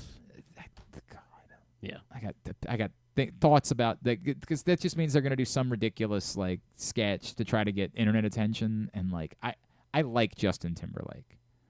His worst content has been with Jimmy Fallon, whereas like when he worked with Andy Samberg, great content. Fallon, it's the lowest common. Like people like that they did like the history of rap. It's just two white guys performing rap songs. It's not funny. It's not clever. It's not interesting. We're just dumb. We're a dumb society that's like, whoa, history of rap. We're stupid yokels. They know. You're mad you didn't think of it first. Yeah, that's what it is. Yeah. I would have done the You and history. Jeremy. We should have been, just recording rap songs. That's crazy. Chris Hemsworth and Elizabeth Olsen will be on Kimmel along with Green Day. Oh, all right. Hemsworth is in that Transformers movie. I was going to say, are they all promoting that something? off. Elizabeth Olsen's in a movie, His Three Daughters. It's on Netflix. Yeah, Netflix Friday. It actually looks pretty good with Natasha Lyonne and Carrie Coon. I had the second screen on last night at the Emmys. Don't ask me why. Why? Don't ask. I don't know. It was on. I saw that it was on, and I said, I'll look at that. And I was at first outraged because the Bear was like winning everything, and this past season of the Bears sucked. But apparently the season that was winning was the season before that, which was still good. The first season was the really good season. The second season had the best episode of The Bear, the Fishes episode. I thought it was I'm like, if y'all are awarding this season of The Bear, it's because you didn't watch. Like, you've just decided The Bear is good, so you don't care anymore. But as it turns out, Hacks won Best Comedy, and I think that was awesome because Hacks is an excellent television program. Like, it's outstanding. So I dug that. I have not watched Shogun, and that got all of the awards. It's very good. All of the awards. I guess Shogun won every award in the drama category. All of the limited series or anthology series awards were won by Baby Reindeer, which was very good. It was a very good show. And Hacks won Best Comedy, which is cool. Shogun swept. Yeah, it won everything. Everything in those categories. Everything. Is that it? We good? Yeah, that's it. All right, let's wrap up. Thanks today to Vonta Leach. Thanks to Femi. Thanks also to Dan Wilcox and to Jeremy. We'll get it up in the greatest hits section of the... Oh, my God. So good. Tab at GlennClarkRadio.com. Can't do the other thing. Not this week. Not doing that. Although, in fairness, when we did it last week, it did inspire him to lose. So maybe... So should we pull it back out? Should we restart? Should we try it again? Or just... Get it up in the greatest hits section of the... Here we go. Tab at GlennClarkRadio.com. Anything tomorrow? Brian McKinney will check in with us. So will Steve Weish as well. Steve Weish from the NFL Network. Weish. Steve Weish. And, of course, Joe Serpico will join us as well. Thanks to everybody at PressBox, all of our great sponsors and partners, including the Maryland 5-Star, Live Casino and Hotel, Cruise Maryland, Ocean City, Easy Pass, Royal Farms, Green Turtle Bet Park Sportsbooks in Towson and Canton, HelpMyGamblingProblem.org, The Costas Inn, MSAA, AJ Michaels, Baltimore Orioles, your local Toyota dealer, BuyAToyota.com, Thanks to Griffin at Griffin_Bass. Follow us, Twitter, Instagram, and TikTok at Glenn Clark Radio. Have a great Monday evening. Go no one. Duke sucks.